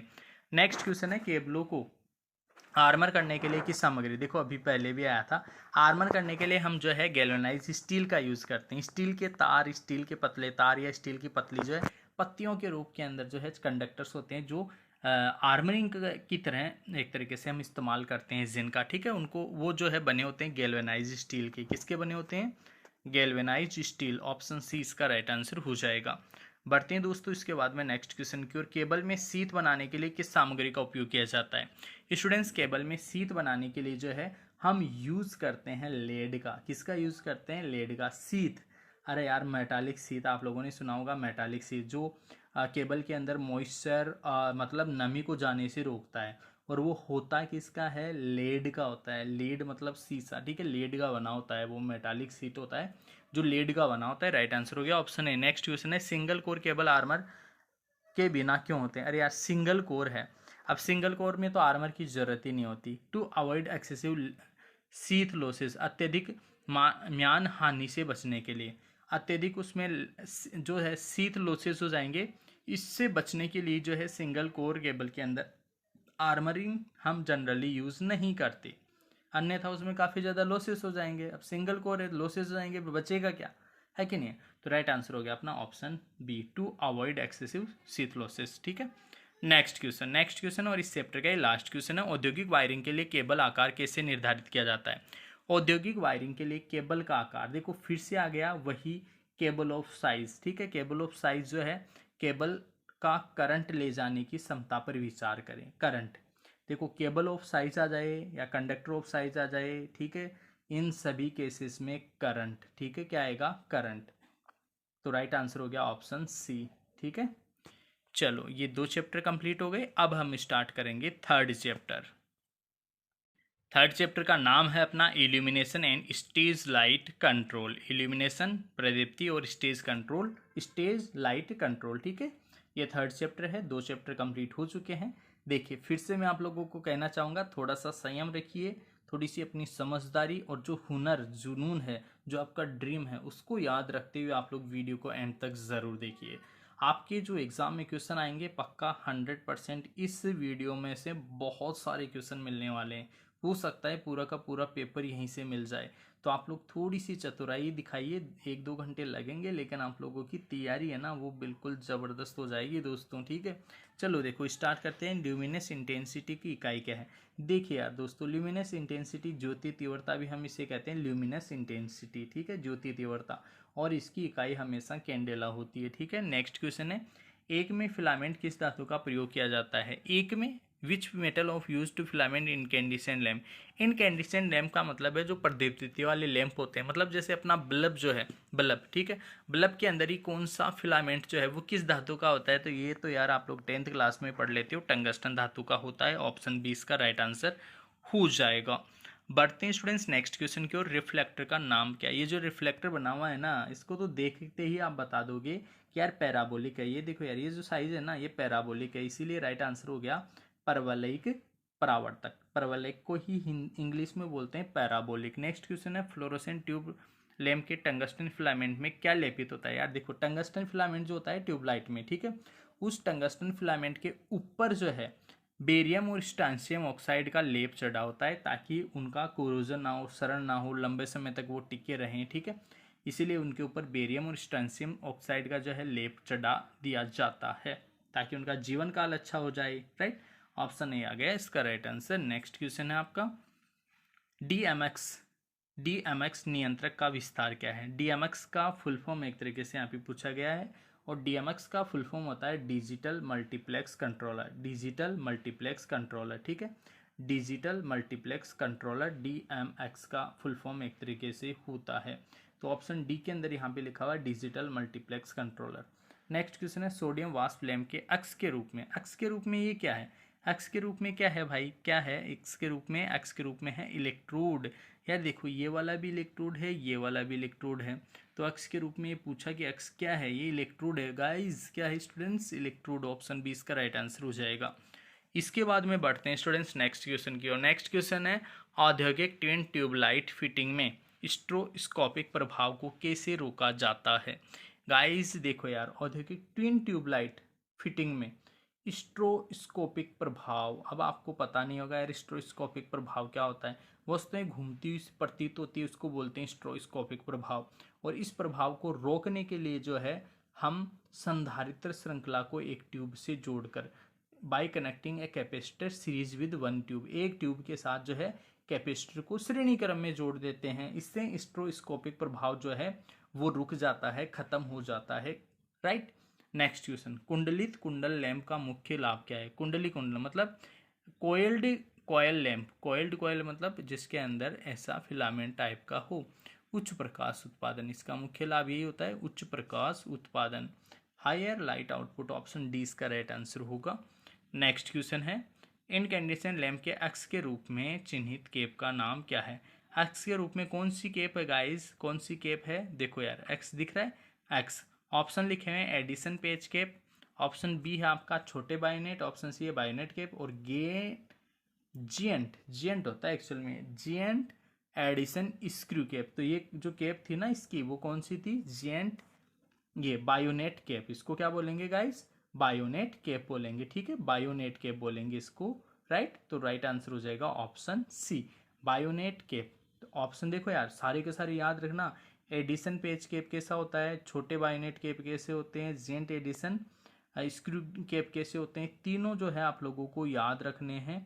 और चौथा आप लोग देख ही लिए कि जो नॉर्मल बल्ब वगैरह के अंदर आता है वो बायोनेट केप होता है। ऑप्शन सी इसका राइट आंसर हो जाएगा। नेक्स्ट क्वेश्चन है इसके बाद में MAT, mercury argon tungsten. MAT का फुल फॉर्म होता है मरकरी आर्गन टंगस्टन प्रकार के पारावास्प लैंप के थर्मल स्विच का उद्देश्य क्या है। थर्मल स्विच है, थर्मल स्विच मतलब उष्मा से संबंधित होगा। तो यार ये तो हो ही गया फिलामेंट का एक भाग काटना, to cut off a part of the filament, to cut off a part of a filament, filament के एक भाग को काटना, काटना नहीं एक्चुअल में हटाना, ठीक है, वो हटा देता है। थर्मल स्विच जो है एक पार्ट को क्या कर देता है, साइड कर देता है, हटा देता है। तो इसीलिए इसका राइट आंसर हो गया ऑप्शन सी। बढ़ते हैं स्टूडेंट्स इसके बाद में नेक्स्ट क्वेश्चन की ओर। और नेक्स्ट क्वेश्चन है which is the cold cathode lamp. Cold cathode lamp कौन सा है गाइस। कोल्ड कैथोड लैम्प जो है वो है आप लोगों का neon sign lamp. Neon sign lamp जो है वो एक कोल्ड कैथोड टाइप का लैम्प ही होता है। तो ऑप्शन ए जो है इसका राइट आंसर हो जाएगा। नेक्स्ट क्वेश्चन है प्रकाश की तीव्रता मापने के लिए किस मीटर का उपयोग किया जाता है। प्रकाश की तीव्रता मापने के लिए हम यूज करते हैं प्रकाश की तीव्रता, किसकी तीव्रता, प्रकाश की तीव्रता। तो प्रकाश की तीव्रता जो है वो लक्स मीटर से मापते हैं, किससे, लक्स से। यार फ्लक्स देखो अलग राशि है, बैरोमीटर हाइड्रोमीटर ये अलग अलग। हाइड्रोमीटर आपको पता ही है किसको मापता है, हाइड्रोमीटर जो है वो इलेक्ट्रोलाइट के अपेक्षित घनत्व को। बैरोमीटर का आप लोग बताना मेरे को किसकी गति को मापता है बैरोमीटर, ठीक है, कि ऊंचाई को मापता है या किसी वायु की गति को मापता है, किसको मापता है आप बताओगे। फ्लक्स तो जो है चुंबकीय फ्लक्स जो होता है उसकी तीव्रता वगैरह को मापता है, ठीक है। लक्स मीटर जो है वो आपको पता ही चल गया प्रकाश की तीव्रता को मापता है। तो राइट आंसर हो गया यहाँ पे ऑप्शन डी।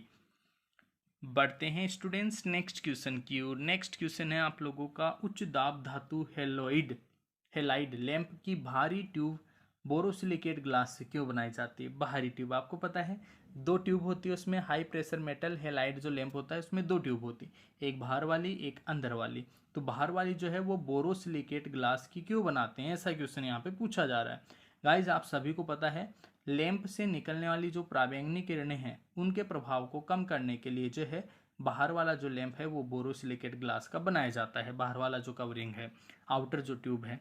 प्रकाश व्यवस्था का नाम क्या है? ये जो प्रकाश व्यवस्था है इसका नाम क्या है? गाइज यहाँ पे जो है प्रकाश व्यवस्था ये दिखाई गई है और इसका नाम है स्पॉट लाइटिंग। क्या है इसका नाम? Spot lighting. याद रख लीजिएगा, इस प्रकार की लाइटिंग को जो है स्पॉट लाइटिंग हम कहते हैं। ऑप्शन डी इसका राइट आंसर हो जाएगा। नेक्स्ट क्वेश्चन, एक अच्छे इल्यूमेंस के गुण क्या है? अच्छे इल्यूमिनेशन के गुण, इल्यूमेंस यहाँ पे लिख दिया, इल्यूमिनेशन मतलब अच्छी प्रकाशीय व्यवस्था, उसके गुण क्या होंगे गाइस? आंख में तनाव नहीं करना चाहिए, यही तो अच्छा गुण हो गया। कम खपत जरूरी नहीं है। स्पष्ट प्रकाश, ये भी कुछ जरूरी नहीं। स्पष्ट प्रकाश तो ठीक है, विशाल क्षेत्र का कवर करें, ये नहीं। ये मेन जो गुण है अच्छे इल्यूमिनेशन का गुण, मुख्य गुण जो है वो यही है कि आंखों पे तनाव नहीं करे। तो राइट आंसर हो गया ऑप्शन डी। नेक्स्ट क्वेश्चन है इसके बाद में, औद्योगिक प्रकाश व्यवस्था के लिए किस प्रकार की प्रकाश व्यवस्था? औद्योगिक के लिए, तो औद्योगिक के लिए अभी मैंने कहा था बाढ़ वगैरह जाए या औद्योगिक हो, ठीक है, वहाँ पे डायरेक्ट लाइटिंग का हम यूज़ करते हैं, प्रत्यक्ष रोशनी का हम यूज़ करते हैं। ऑप्शन ए इसका राइट आंसर होगा। इसके बाद में नेक्स्ट क्वेश्चन है, सोडियम वाष्प लैंप फिटिंग का कौन सा भाग प्रारंभ में इग्निशन वोल्टेज प्रदान करता है? स्टार्टिंग में इग्निशन, यार ये तो आपको पता ही होगा यार, ये जो है लीकेज ट्रांसफॉर्मर, जो है लीकेज ट्रांसफॉर्मर इग्निशन वोल्टेज बोल रहा है ना, वोल्टेज वोल्टेज, तो वोल्टेज तो किससे मिलेगा? जो लीक ट्रांसफॉर्मर है, लीक ट्रांसफॉर्मर वो हाई वोल्टेज दे देता है स्टार्टिंग में, वोल्टेज है ना, इग्निशन वोल्टेज, उच्च voltage, leak transformer. Option B इसका राइट आंसर होगा। प्रति इकाई सॉलिड कोण पर लाइट सोर्स द्वारा किए गए ल्यूमिनस फ्लक्स को क्या कहते हैं गाइस? इसको बोलते हैं ल्यूमिनस तीव्रता। प्रति इकाई सॉलिड कोण, सॉलिड कोण समझते हो ना, ठोस कोण जो है, ठीक है, उसके प्रति इकाई क्षेत्र में जो लाइट स्रोत द्वारा इल्यूमिनेशन, ल्यूमिनस फ्लक्स जो गिरता है उससे हम क्या कहते हैं? उसी को हम कहते हैं ल्यूमिनस तीव्रता। ऑप्शन है इसका राइट आंसर हो जाएगा। बढ़ते हैं स्टूडेंट्स नेक्स्ट क्वेश्चन की ओर। लैंप का नाम क्या है? यहाँ पे लैंप बना हुआ है और इस लैंप का नाम पूछा है। ऑप्शन दे रखे हैं आपके, MAT लैंप, ऑप्शन बी है HP लैंप, ऑप्शन सी है mercury argon lamp, option D है high pressure sodium vapour lamp. तो यहाँ पे राइट आंसर हो जाएगा आपका मरकरी आर्गन प्रकार का high pressure mercury vapour lamp, ठीक है, मरकरी आर्गन प्रकार का, MA का मतलब होता है मरकरी आर्गन प्रकार का high pressure mercury vapour lamp. High pressure HP, MV का मतलब है high pressure mercury vapour lamp, ठीक है, ये वाला यहाँ पे डायग्राम बना हुआ है। तो ऑप्शन सी इसका राइट आंसर होगा। नेक्स्ट क्वेश्चन है, नेक्स्ट क्वेश्चन, उच्च दबाव वाले सोडियम वेपर लैंप में अक्स के रूप में भाग का नाम क्या है? अक्स जो है, अक्स, ये देखो यार, अक्स क्या है? ये आर्क ट्यूब ही तो है। कौन सी है? आर्क ट्यूब है, आर्क इसी में तो उत्पन्न होगा, तो आर्क ट्यूब। ऑप्शन बी इसका राइट आंसर हो जाएगा। नेक्स्ट क्वेश्चन, ल्यूमिनस फ्लक्स एक इकाई क्षेत्र के लंबवत सतह पर पहुंच रहा है, इसे किसके द्वारा प्रदर्शित करते हैं? गाइस इसको इल्यूमिनेंस के द्वारा प्रदर्शित करते हैं। किसके द्वारा प्रदर्शित करेंगे? इल्यूमिनेंस के। ल्यूमिनस फ्लक्स एक इकाई क्षेत्र पे लंबवत गिर रहा है, उसको बोलेंगे हम इल्यूमिनेंस। कितना इल्यूमिनेंस है वहाँ पे, उसी चीज़ को हम डिफाइन करते हैं कि ल्यूमिनस फ्लक्स एक इकाई क्षेत्र के लंबवत सतह पर पहुंच रहा है। ऑप्शन बी जो इसका राइट आंसर हो जाएगा। नेक्स्ट क्वेश्चन है, फिलामेंट लैंप का कार्य तापमान कितना है? फिलामेंट लैंप का, फिलामेंट लैंप, जो फिलामेंट लैंप है उसका कार्य तापमान कितना है? उसका कार्य तापमान होता है guys, option D 2300 degree Celsius, 2300 degree Celsius. Next question है आप लोगों के लिए, अच्छी रोशनी के गुण क्या है? अभी थोड़ी देर पहले भी क्वेश्चन आया था, अच्छी रोशनी कौन सी होगी? आंखों पर दबाव नहीं डालना चाहिए। बहुत इजी क्वेश्चन है। नेक्स्ट क्वेश्चन है, औद्योगिक ट्यूबलाइट फिटिंग में स्ट्रोस्कोपिक प्रभाव जो है, अभी बताया था कि यार एक ट्यूब के श्रृंखला में कैपेसिटर जोड़ दो, ठीक है, कनेक्टिंग टू, हाँ अरे भाई देखो यार, संधारित्र को एक ट्यूबलाइट के श्रृंखला में, connecting capacitor in series with one tubelight. Option A तो हो गया, ऑप्शन ए के अंदर ही तो आ गया ये, संधारित्र को एक ट्यूबलाइट के साथ श्रृंखला में जोड़ना। तो ऑप्शन ए इसका राइट आंसर हो जाएगा। देखो ऑप्शन ए जो है इसका राइट आंसर हो जाएगा। नेक्स्ट और लास्ट क्वेश्चन इस थर्ड चैप्टर का, समतल सतह पर प्रकाश के प्रभाव को कौन सा भाग संदर्भित करता है?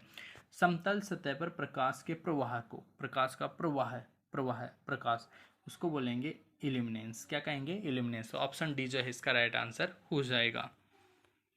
इस तरीके से अपने 3 चैप्टर कंप्लीट हुए। अब बढ़ते हैं 4th चैप्टर की ओर। चलो स्टार्ट करते हैं। चैप्टर का नाम है 4th चैप्टर अपना DC regulated power supply and CFL LED lamps, ठीक है। एन टाइप सेमीकंडक्टर पूछ रहा है फर्स्ट वाले क्वेश्चन में। कौन सा तत्व एन प्रकार सेमीकंडक्टर प्रदान करने के लिए इम्प्योरिंग के रूप में प्रयोग किया जाता है, मतलब अशुद्धि के रूप में मिलाया जाता है। देखो यार, एक होते हैं पी टाइप, ठीक है, और एक होते हैं एन टाइप। पी टाइप होते हैं बैंगन बी, फिर आलू, गाजर, इन, थेला, ये होते हैं पी टाइप। और एन टाइप होते हैं नेपाल, पाकिस्तान, ऑस्ट्रेलिया, सब, भिखारी। अब यहाँ पे ये पी टाइप है और ये एन टाइप है। नाम बता देता हूँ, boron, aluminium, gallium, indium, thorium, ये पी टाइप है। एन टाइप में nitrogen, phosphorus, arsenic, antimony, bismuth. Nitrogen, phosphorus, arsenic, antimony, bismuth, ठीक है। इसने पूछा एन टाइप। एन टाइप देखो इन्हीं में से है, कौन सा, ये देखो आर्सेनिक फर्स्ट वाला, ये ए एस यहाँ पे लिखा हुआ है लेकिन एक्चुअल में इसको पढ़ेंगे आर्सेनिक। तो आर्सेनिक ऑप्शन ए इसका राइट आंसर हो जाएगा, आर्सेनिक, ठीक है। चलो बढ़ते हैं, नेक्स्ट क्वेश्चन है जेनो डायोड का उपयोग क्या है। जेनो डायोड का उपयोग देखो यार, वोल्टेज रेगुलेटर के रूप में उपयोग करते हैं। जेनो डायोड का सिंबल आपको पता होगा, जेनो डायोड का ऐसा सिंबल होता है, जेनो डायोड, ठीक है। ये रिवर्स बायस में प्रचालित होता है और रिवर्स बायस में एक बार जितना वोल्टेज इसके ऊपर ड्रॉप हो गया उस रेटिंग के हिसाब से हमें फिक्स वोल्टेज मिलेगा, वोल्टेज रेगुलेट करके वो हमें देता है, ठीक है। तो इसको बोलेंगे वोल्टेज रेगुलेटर में जो है जेनो डायोड का उपयोग हम करते हैं। राइट आंसर हो गया ऑप्शन ए। पीआईवी का विस्तार देखो, पीआईवी का विस्तार होता है पीक इनवर्स वोल्टेज, मतलब कोई भी जो डायोड है, कोई भी क्या है, अगर आपके पास में पी एन संधि डायोड है, ठीक है, पी एन या फिर ऐसा डायोड का सिंबल मैं बना देता हूँ, डायोड, इसके रिवर्स बायस अवस्था में जितना अधिकतम वोल्टेज हम आरोपित कर सकते हैं। रिवर्स बायस अवस्था मतलब इसको प्लस से जोड़ना और इसको माइनस से जोड़ना, ठीक है। तो रिवर्स बायस अवस्था में जो मैक्सिमम वोल्टेज इसके ऊपर सुरक्षित रूप से जो जोड़ सकते हैं, अप्लाई कर सकते हैं, आरोपित कर सकते हैं, उसी को बोलते हैं पीक इनवर्स वोल्टेज। तो पीक इनवर्स वोल्टेज, यहाँ पे पी आई वी का फुल फॉर्म जो हो जाएगा पीक इनवर्स वोल्टेज को ऑप्शन कौन से ऑप्शन में है, ऑप्शन सी में है। किस प्रकार का फिल्टर सचित्र है, कौन सा फिल्टर है ये गाइस, कौन सा फिल्टर है भाई, ये तो यार आपको पता ही है, सीरीज इंडक्टर फिल्टर है। कौन सा है, सीरीज। देखो सीरीज में इंडक्टर लगा हुआ है, फिर यहाँ पे आउटपुट पे ये लोड लगा हुआ है, तो सीरीज इंडक्टर बोलेंगे इसको, क्या बोलेंगे, series inductor filter. Option B इसका राइट आंसर हो जाएगा। नेक्स्ट क्वेश्चन है रेसिस्टर। यार ये तो आपको पता है यार, वायर वाउंड है, ये देखो ये वायर यहाँ पे लपेटा हुआ है, ठीक है, तो इसको बोलेंगे wire wound resistor, wire wound resistor, option है इसका राइट आंसर हो जाएगा। रेसिस्टर के रेजिस्टेंस का मान बताओ, इसका मान बताना है, ऑरेंज, ऑरेंज, रेड, सिल्वर, ठीक है, बी बी रॉय। ऑरेंज जो है वो 3 नंबर पे आएगा, ठीक है, उसके बाद में फिर ऑरेंज 3 नंबर पे आएगा गुणा, फिर है रॉय, बी बी रॉय। रॉय का मतलब है 10 की घात आपकी आ जाएगी 10 की घात 2, 10 की घात 2 का मतलब हो गया यहाँ पे 100 से गुणा होगा मतलब 3300, ठीक है। 3300 में ऑप्शन कौन सा है, 3300 में ऑप्शन सी है, तो राइट आंसर हो गया ऑप्शन सी, ठीक है। सिल्वर है, सिल्वर के लिए प्लस माइनस 10 हम काम में लेते हैं, तो राइट आंसर हो गया option C. Next question, diode को टूटने से बचाने के लिए हाफ वेव रेक्टिफायर का अधिकतम रिवर्स वोल्टेज क्या होता है। अधिकतम रिवर्स वोल्टेज हाफ वेव में कितना होता है, वी एम के इक्वली होता है गाइस, और इसको बोलेंगे more than P I V rating the diode, diode की पी आई वी रेटिंग से अधिक होना चाहिए, ठीक है। डायोड को बचाने के लिए, टूटने से बचाने के लिए डायोड की जो पी आई वी रेटिंग है उससे अधिक होना चाहिए डायोड का पी आई वी रेटिंग, ठीक है। नेक्स्ट क्वेश्चन, एलईडी का उपयोग क्या है। एलईडी का तो यार आप सभी को पता है, इंडिकेट लाइट, प्रकाश को दर्शाने के लिए, वोल्टेज को नियंत्रित नहीं करना, रिपल को कम करना नहीं करना, एसी को डीसी में बदलना बिल्कुल नहीं, प्रकाश को दर्शाना कहीं पे भी। अरे LED light emitting diode indicator के रूप में हम उपयोग करते हैं, हल्का सा ब्लिंक करेगा, हल्का सा जलेगा लाइट के रूप में, क्या सप्लाई आई कि नहीं आई, तो इंडिकेट लाइट, ठीक है। राइट आंसर हो गया option D. Next question, N प्रकार का सेमीकंडक्टर, अभी मैंने बोला एन प्रकार में आते हैं नेपाल, पाकिस्तान, ऑस्ट्रेलिया, सब, भिखारी, हाँ, nitrogen, phosphorus, arsenic, antimony, bismuth. अब देखो कौन से ऑप्शन में है, अच्छा इसमें देखो यार एंटीमनी, सिलिकॉन विद एंटीमनी, देखो मैंने कहा ना ये एंटीमनी है, ये क्या है एंटीमनी, तो एंटीमनी जो है एंटीमनी, सिलिकॉन विद जर्मेनियम। ये वाले पूछ रहा है एल्यूमिनियम पी टाइप में आता है, इरिडियम पी टाइप में आता है, बोरॉन पी टाइप में आता है, ठीक है। यहाँ पे जो है आपका जो एंटीमनी है वो एन टाइप में आएगा, एन टाइप में, एन टाइप की शुद्धि होती है एक तरीके से। तो ऑप्शन बी इसका राइट आंसर हो जाएगा। नेक्स्ट क्वेश्चन देखो, नेक्स्ट क्वेश्चन है कौन सा बैंड 4 बैंड वाले प्रतिरोधक की सहनशीलता को दर्शाता है। कौन सा दर्शाएगा भाई, फोर्थ बैंड सहनशीलता को। देखो यार 4 बैंड होते हैं, 4 बैंड, ठीक है, कलर जो कार्बन बैंड होते हैं, कार्बन प्रतिरोध, उसमें 4 बैंड होंगे, पहला, फिर ये दूसरा, ये तीसरा और ये चौथा। तो जो फोर्थ वाला है ये टॉलरेंस को दर्शाता है, सहनशीलता को, टॉलरेंस सहनशीलता को, फोर्थ नंबर का बैंड। फिर ये फर्स्ट डिजिट पहला अंक, दूसरा अंक, ये तीसरा गुणक को दर्शाता है, गुणक मल्टीप्लायर, ठीक है, गुणक को दर्शाता है, राइट। तो यहाँ पे देखो ये इजी सा क्वेश्चन था यार, सहनशीलता को कौन सा दर्शाता है, फोर्थ बैंड दर्शाता है। ऑप्शन डी इसका राइट आंसर हो गया। निष्क्रिय घटक कौन सा है, देखो यार दोस्तों समझिएगा, एक होते हैं सक्रिय एक्टिव घटक और एक होते हैं पैसिव कंपोनेंट निष्क्रिय घटक। पैसिव कंपोनेंट में आर एल सी ये सब पैसिव कंपोनेंट में आते हैं, ठीक है। आर एल सी, सी मतलब कैपेसिटर, एल मतलब इंडक्टर प्रतिरोध। तो कैपेसिटर क्या हो गया यहाँ पे, तो पैसिव कंपोनेंट हो गया, पैसिव कंपोनेंट, ठीक है। हाँ डायोड एक्टिव है, ट्रांजिस्टर एक्टिव है, डायक, जितनी भी अर्धचालक युक्तियाँ हैं वो एक्टिव कंपोनेंट कहलाती है, जितनी भी अर्धचालक युक्तियाँ हैं वो एक्टिव कंपोनेंट कहलाती है। तो राइट आंसर हो गया अपना ऑप्शन बी, यहाँ पे पैसिव पूछा था कैपेसिटर, ठीक है।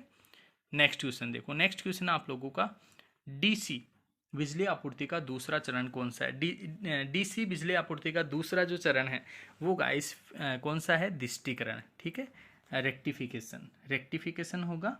डीसी पावर सप्लाई का जो दूसरा चरण है वो रेक्टिफिकेशन कहलाता है, second stage of DC power supply, बिजली आपूर्ति का दूसरा चरण दिष्टिकरण, रेक्टिफिकेशन कहलाता है। नेक्स्ट क्वेश्चन, कौन सा तत्व सेमीकंडक्टर के रूप में प्रयोग किया जाता है। सेमीकंडक्टर देखो यार दो होते हैं अपना, एक होता है सिलिकॉन और एक होता है जर्मेनियम। तो सिलिकॉन यहाँ पे ऑप्शन में, बाकी तीनों चालक हैं। तो राइट आंसर हो गया ऑप्शन बी। नेक्स्ट क्वेश्चन, यदि ट्रांसफार्मर का केंद्र टेप, केंद्र टेप मतलब centre tap, full wave rectifier circuit में खुला है तो आउटपुट वोल्टेज कितना होगा, जीरो मिलेगा यार, खुला है तो जीरो ही मिलेगा भाई, खुला है तो क्या मिलेगा, जीरो ही मिलेगा, खुला है तो जीरो मिलेगा, जीरो वोल्टेज मिलेगा हमें। नेक्स्ट क्वेश्चन है, फुल वेव रेक्टिफायर में इनपुट एसी वोल्टेज और आउटपुट डीसी वोल्टेज के बीच संबंध क्या होता है। फुल वेव की बात कर रहा है तो फुल वेव में जो है अपना रिलेशन होता है वीडीसी जो है वो आउटपुट के 0.9 पॉइंट गुणा एसी, ठीक है। एसी जो इनपुट होता है उसका 0.9 होता है, 90% के आसपास जो है यहाँ पे हो जाता है, ठीक है। राइट आंसर हो गया ऑप्शन डी। नेक्स्ट क्वेश्चन है, रिवर्स बायस डायोड में चौड़े अवरोध का कारण क्या है। चौड़ा रिवर्स बायस, रिवर्स बायस का मतलब समझ रही हो, ये वाला ऐसा डायोड है, अगर इसके कैथोड, ये एनोड है, कैथोड को अपन प्लस से जोड़े, इसको माइनस से, तो इसमें जो डायोड में जो बैरियर है, बैरियर आपका जो डिप्लीशन लेयर है वो क्या होगी, बढ़ेगी। जो डिप्लीशन लेयर होती है ना उसकी साइज बढ़ती जाती है, इसे बढ़ती जाएगी, साइज बढ़ेगी। तो उसका कारण क्या है, इलेक्ट्रॉन और छिद्र आपूर्ति टर्मिनलों की ओर आकर्षित होते हैं। इलेक्ट्रॉन और छिद्र, electron and holes are attracted towards supply terminal, supply terminals की ओर अट्रैक्ट होते हैं, इसलिए जो है वो चौड़ाई जो है अवरोध, चौड़ा अवरोध जो है वो चौड़ा होता जाता है, फैलता जाता है। तो राइट आंसर हो गया अपना option A. Next question, germanium की तुलना में अधिकांश अर्धचालक उपकरण सिलिकॉन द्वारा क्यों बनाए जाते हैं। देखो यार ये काफ़ी अच्छा क्वेश्चन है। मैंने अभी कहा दो तरीके के अर्धचालक जनरली प्रयोग में लेते हैं, कौन कौन से, एक होता है जर्मेनियम, एक होता है सिलिकॉन। लेकिन सिलिकॉन ज़्यादा काम में क्यों लेते हैं, क्योंकि उच्च तापीय स्थिरता होती है इसकी, हाई थर्मल स्टेबिलिटी होती है, इसीलिए जो है हम सिलिकॉन का उपयोग ज़्यादा करते हैं। नेक्स्ट क्वेश्चन है, यदि सप्लाई फ्रीक्वेंसी एफ इन है तो पूर्ण वेव रेक्टिफायर की रिपल आवृत्ति कितनी होगी। रिपल आवृत्ति इसके बराबर या दो गुना होती है। यस बिल्कुल सही है, एफ जो इनपुट पे है उसका कितना होता है, 2 गुना। हाफ वेव में बराबर मिलती है और फुल वेव चाहे सेंटर टेप हो चाहे आपका ब्रिज रेक्टिफायर हो, दोनों के अंदर ही जो है फुल वेव में 2 गुना ये होती है, ठीक है, 2 गुना होती है। तो राइट आंसर हो गया ऑप्शन डी। बढ़ते हैं स्टूडेंट्स इसके बाद में नेक्स्ट क्वेश्चन की ओर। नेक्स्ट क्वेश्चन है, कौन सा फिल्टर सर्किट रेक्टिफायर सर्किट में वोल्टेज स्पाइक्स को हटाने में सक्षम है।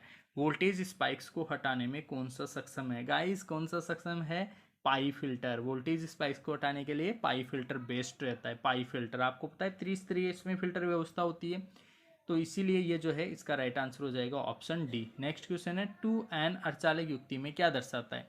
2n अर्धचालक युक्ति में हमें दर्शाता है 2 जंक्शन वाली डिवाइस है वो, 2n का मतलब है 2 जंक्शन है उसमें, pn जंक्शन कितने हैं, 2 हैं। जैसे मान लो 2 किस में होते हैं, जैसे मान लो ये आपका ट्रांजिस्टर है, npn है या pnp है, इसमें 2 जंक्शन होते हैं, तो राइट आंसर हो गया ऑप्शन डी। बढ़ते हैं स्टूडेंट्स नेक्स्ट क्वेश्चन की ओर। नेक्स्ट क्वेश्चन है centre taped full wave rectifier में कितने डायोड का उपयोग किया जाता है। Centre tap full wave rectifier में 2 डायोड का उपयोग करते हैं गाइस हम, ठीक है। हाफ वेव में 1, सेंटर टेप फुल वेव में 2 और ब्रिज रेक्टिफायर में 4 डायोड, ठीक है। तो यहाँ पे जो है centre tap full wave rectifier का पूछा था, ऑप्शन ए इसका राइट आंसर हो जाएगा। नेक्स्ट क्वेश्चन है हाफ वेव रेक्टिफायर का आउटपुट वोल्टेज का मान कितना होता है। आउटपुट वोल्टेज का होता है गाइस 0.45 गुना VRMS। RMS वोल्टेज जो है उसका 0.45, राइट। नेक्स्ट क्वेश्चन है सिलिकॉन पदार्थ में बैरियर वोल्टेज अधिक होने का कारण क्या है। बैरियर वोल्टेज आपको पता है यार, जो बैरियर वोल्टेज है वो जर्मेनियम में होता है 0.3 और सिलिकॉन में होता है 0.7। तो 0.7 सिलिकॉन में ज़्यादा है, इसका कारण क्या है, इसका कारण होता है कम परमाणु संख्या। सिलिकॉन में क्या होती है, कम परमाणु संख्या होती है, इसीलिए इसका जो लोअर एटॉमिक नंबर होने के कारण ही जो है इसमें बैरियर वोल्टेज अधिक होता है। राइट आंसर हो गया ऑप्शन डी।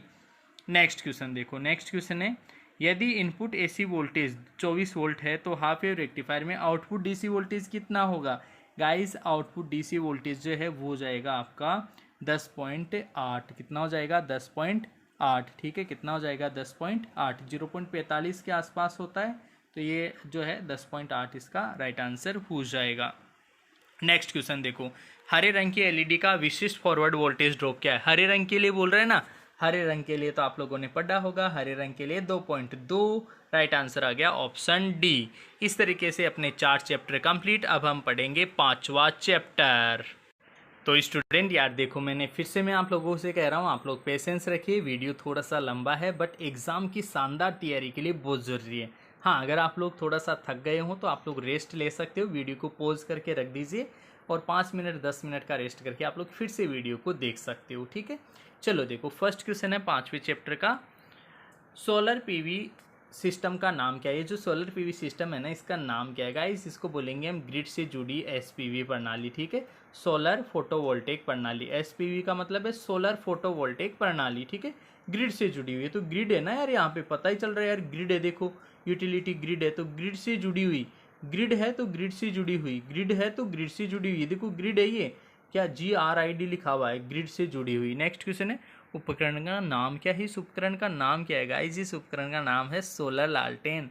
ये देखो सोलर प्लेट है, इधर क्या है, सोलर प्लेट, सोलर प्लेट से लालटेन चलेगी, इसीलिए इसको बोलेंगे सोलर लालटेन, ठीक है। राइट आंसर हो गया ऑप्शन डी, ठीक है। चलो देखते हैं नेक्स्ट क्वेश्चन की ओर। नेक्स्ट क्वेश्चन आप लोगों का, नेक्स्ट क्वेश्चन है इसके बाद में, सोलर एसी वाटर पंप में प्रयुक्त उपकरण का नाम क्या है। इस उपकरण का नाम क्या है गाइस, इस उपकरण का नाम है सोलर पंप कंट्रोलर। क्या है ये, solar pump controller, solar pump controller, ठीक है। क्या है, solar pump controller. Next question है फोटोवोल्टिक सिस्टम में एक्स के रूप में चिन्हित भाग, एक्स के रूप में जो चिन्हित भाग है उसको हम क्या कहेंगे। ऑप्शन दे रखा है यहाँ पे, बैटरी, बैटरी तो देखो ये है, अब एक्स तो कुछ और ही है कि नहीं है। लोड, लोड यार ये थोड़ी है, लोड भी अलग ही है, ठीक है। चार्ज कंट्रोलर, हाँ चार्ज कंट्रोलर हो सकता है भाई यार, ये देखो बैटरी इधर चार्ज हो रही है ना, तो ये चार्ज कंट्रोलर तो समझ में आ रहा है, तो ऑप्शन सी इसका राइट आंसर हो गया, चार्ज कंट्रोलर। नेक्स्ट क्वेश्चन है BLDC मोटर का विस्तार क्या है, मतलब BLDC का फुल फॉर्म पूछा है, ठीक है। BLDC का फुल फॉर्म तो आप लोगों को पता ही होगा यार, ब्रशलेस DC मोटर, ठीक है। क्या होता है, brushless DC motor, brushless, BL का मतलब होता है ब्रशलेस, तो ऑप्शन ए में लिखा हुआ है brushless DC motor, option A इसका राइट आंसर हो गया। नेक्स्ट क्वेश्चन है एसी पंपों के लिए सौर पैनल की संपूर्ण श्रृंखला से विद्युत ऊर्जा को नियंत्रित करने के लिए किस उपकरण का उपयोग करते हैं। कौन से उपकरण का उपयोग करते हैं गाइस, VFD। देखो समझिएगा, एसी पंप, एसी पंप है, एसी पंप में सोलर पैनल की संपूर्ण श्रृंखला विद्युत ऊर्जा को नियंत्रित करने के लिए VFD, VFD का मतलब होता है वेरिएबल फ्रीक्वेंसी ड्राइव। अब एसी पंप है तो एसी के अंदर क्या होता है, फ्रीक्वेंसी होती है, इसीलिए वेरिएबल फ्रीक्वेंसी ड्राइव, इसीलिए variable frequency drive, option C इसका राइट आंसर हो जाएगा। नेक्स्ट क्वेश्चन है what is the expansion of PV cell. PV cell का एक्सपेंशन क्या है। पीवी का मतलब होता है फोटोवोल्टेक, ठीक है, तो फोटोवोल्टेक सेल ऑप्शन ए में लिखा है, फोटोवोल्टेक सेल, ऑप्शन ए इसका राइट आंसर हो गया। नेक्स्ट क्वेश्चन है कौन सी सेल का प्रकाश ऊर्जा को विद्युत ऊर्जा में, और प्रकाश ऊर्जा को विद्युत ऊर्जा में कौन बदलेगा भाई? कौन बदलेगा प्रकाश ऊर्जा को विद्युत ऊर्जा में? Photovoltaic cell. फोटोवोल्टेइक सेल जैसे सोलर प्लेट है वो फोटोवोल्टेइक सेल ही है। सौर ऊर्जा गिरेगी, विद्युत ऊर्जा मिलेगी, करंट यहाँ पे मिल जाएगा। तो प्रकाश ऊर्जा को विद्युत ऊर्जा में बदल रहा है, right. Photovoltaic cell, right answer हो गया फोटोवोल्टेइक सेल। नेक्स्ट क्वेश्चन है, कौन सा रंग सोलर कुकर पेन प्रभावी ढंग से काम करता है? ओए होए, देखो क्वेश्चन क्या है। सोलर कुकर पेन का मतलब है सूर्य से चलने वाला जो कुकर पेन है, जिसका पेंदा जो है वो कलर कैसा हो? कलर काला होना चाहिए। काला क्यों होना चाहिए? क्योंकि सोलर कुकर अगर काला होगा तो ज़्यादा ऊष्मा अवशोषित करेगा, ज़्यादा ऊष्मा अवशोषित करेगा तो ज़्यादा गर्म होगा, ज़्यादा गर्म होगा तो जो भोजन है उसको अच्छे से पका देगा ना, आसानी से गर्म कर देगा, राइट। तो राइट आंसर हो गया ऑप्शन ए। नेक्स्ट क्वेश्चन है, गैर परंपरागत ऊर्जा स्रोत कौन सा है? देखो यार, एक होते हैं परंपरागत, डीजल, पेट्रोल, कोयला, ये परंपरागत है। और गैर परंपरागत में वायु, सौर ऊर्जा, ये सब किस में आ जाती है? सौर ऊर्जा। सौर ऊर्जा किस में आ जाती है? गैर परंपरागत में, जो बाद में काम में लेने लगे, पहले जिनके बारे में पता नहीं था। तो सौर ऊर्जा जो है वो क्या है? एक तरीके से आपका गैर परंपरागत ऊर्जा स्रोत है। ऑप्शन 20 का राइट आंसर हो जाएगा। बढ़ते हैं स्टूडेंट्स इसके बाद में नेक्स्ट क्वेश्चन की ओर। नेक्स्ट क्वेश्चन है आपका, सिस्टम का नाम क्या है?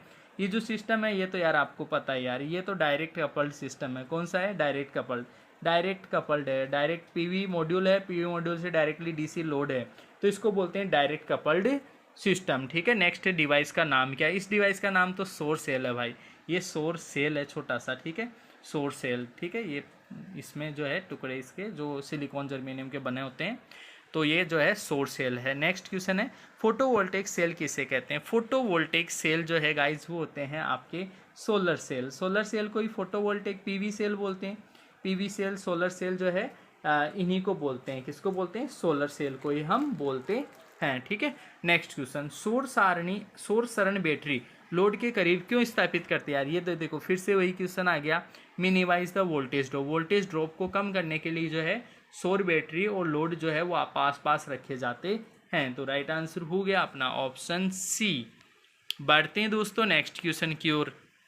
नेक्स्ट क्वेश्चन है, सोलर पैनल वायरिंग के लिए प्रयुक्त उपकरण का नाम। देखो यार ये काफ़ी बढ़िया है, ये क्वेश्चन डायग्राम देख के आप लोग बता दोगे कि यार सोलर पैनल वायरिंग में ये जो उपकरण है इसको हम बोलते हैं MC4 के लिए अनलॉकिंग टूल। MC4 के लिए अनलॉकिंग टूल है ये, लॉक को खोलने के लिए यूज में लेते हैं, इसीलिए MC4 के लिए अनलॉकिंग टूल है ये। राइट आंसर हो गया ऑप्शन सी। नेक्स्ट क्वेश्चन है, सौर विकिरण की तीव्रता मापने के लिए, काफ़ी अच्छा क्वेश्चन है। सौर विकिरण जो है उसकी तीव्रता मापने के लिए हम पायरोमीटर का यूज़ करते हैं। किसका यूज़ करते हैं गाइज? पायरेनोमीटर, ठीक है, पायरेनोमीटर। राइट आंसर हो गया ऑप्शन ए। नेक्स्ट क्वेश्चन है, दक्षिण फेसिंग होने चाहिए। 30-40 डिग्री के कोण के बीच क्यों झुके होते हैं? ताकि अधिकतम प्रकाश उसके ऊपर गिर सके, अधिकतम ऊर्जा उत्पन्न करने के लिए दक्षिण फेसिंग होने चाहिए। 30-40 डिग्री के कोण पे होते हैं, दक्षिण फेसिंग होते हैं, ताकि अधिकतम ऊर्जा उत्पन्न कर सके। नेक्स्ट क्वेश्चन है गाइस, नेक्स्ट क्वेश्चन में लिखा हुआ है, सोलर स्टील लाइट सर्किट में अक्ष के रूप में क्या है? अक्ष के रूप में यहाँ पे क्या है ये आपसे अक्ष के लिए यहाँ पे पूछ रहा है, तो अक्ष जो है वो क्या है गाइस? वो है सौर चार्ज नियंत्रक, सोलर चार्ज कंट्रोल है। राइट आंसर हो गया ऑप्शन ए। नेक्स्ट क्वेश्चन है गाइस, इसके बाद में आपका फोटोवोल्टेइक सेल के निर्माण में किस पदार्थ का उपयोग किया जाता है? फोटोवोल्टेइक सेल के निर्माण में किस पदार्थ का? अभी मैंने कहा सिलिकॉन और जर्मेनियम का हम यूज़ करते हैं, सिलिकॉन का सबसे ज़्यादा करते हैं, तो सिलिकॉन देखो यहाँ पे दे रखा है। राइट आंसर हो गया ऑप्शन डी। नेक्स्ट क्वेश्चन है, ईवी बैटरी चार्जिंग सिस्टम में BMS का पूर्ण रूप क्या है? BMS का पूर्ण रूप गाइज यहाँ पे पूछ रहा है, BMS का पूर्ण रूप होता है बैटरी मैनेजमेंट सिस्टम। ऑप्शन 20 का राइट आंसर हो जाएगा। नेक्स्ट क्वेश्चन है आपका, चार्जिंग समय की परिभाषा क्या है? देखो यार चार्जिंग समय की परिभाषा पूछ रहा है, चार्जिंग में जो समय लगता है ना उसकी परिभाषा पूछ रहा है, और उसकी परिभाषा होती है बैटरी क्षमता का 0 से 100% चार्ज होने में लगा समय, उसी को बोलते हैं चार्जिंग क्षमता। मतलब 0 से 100% जो चार्ज हो जाएगा ना बैटरी, उसी को चार्जिंग समय बोलेंगे। कि टोटल ऐसे नहीं जैसे मान लो 50% पे है, 50% से फिर आपने चार्ज किया 100%, तो वो तो अधूरा चार्जिंग समय हुआ। चार्जिंग समय का मतलब है 0% भी थी बैटरी और पूरी 100% होने में कितना समय लगा, उसको बोलेंगे बैटरी चार्जिंग समय, ठीक है। नेक्स्ट है, 30 किलोवाट की चार्जिंग पावर के साथ चार्ज करने पर 60 किलोवाट की ईवी बैटरी क्षमता के लिए चार्जिंग समय कितना होगा? कितना होगा भाई? 2 घंटे लगेंगे, 2 घंटे। चार्जिंग पावर देखो 30 किलोवाट की क्षमता है, चार्जिंग पावर के साथ 60 किलोवाट की ईवी की बैटरी क्षमता के लिए चार्जिंग करना है, तो 30 से डिवाइड कर दो 60 को, कितना आएगा? 2। तो 2 घंटे जो है इस क्वेश्चन का राइट आंसर हो जाएगा। इसके बाद में बढ़ते हैं स्टूडेंट्स नेक्स्ट क्वेश्चन की ओर। नेक्स्ट क्वेश्चन है, इलेक्ट्रिक वाहन के चार्जिंग इनलेट पोर्ट का उपयोग क्या है?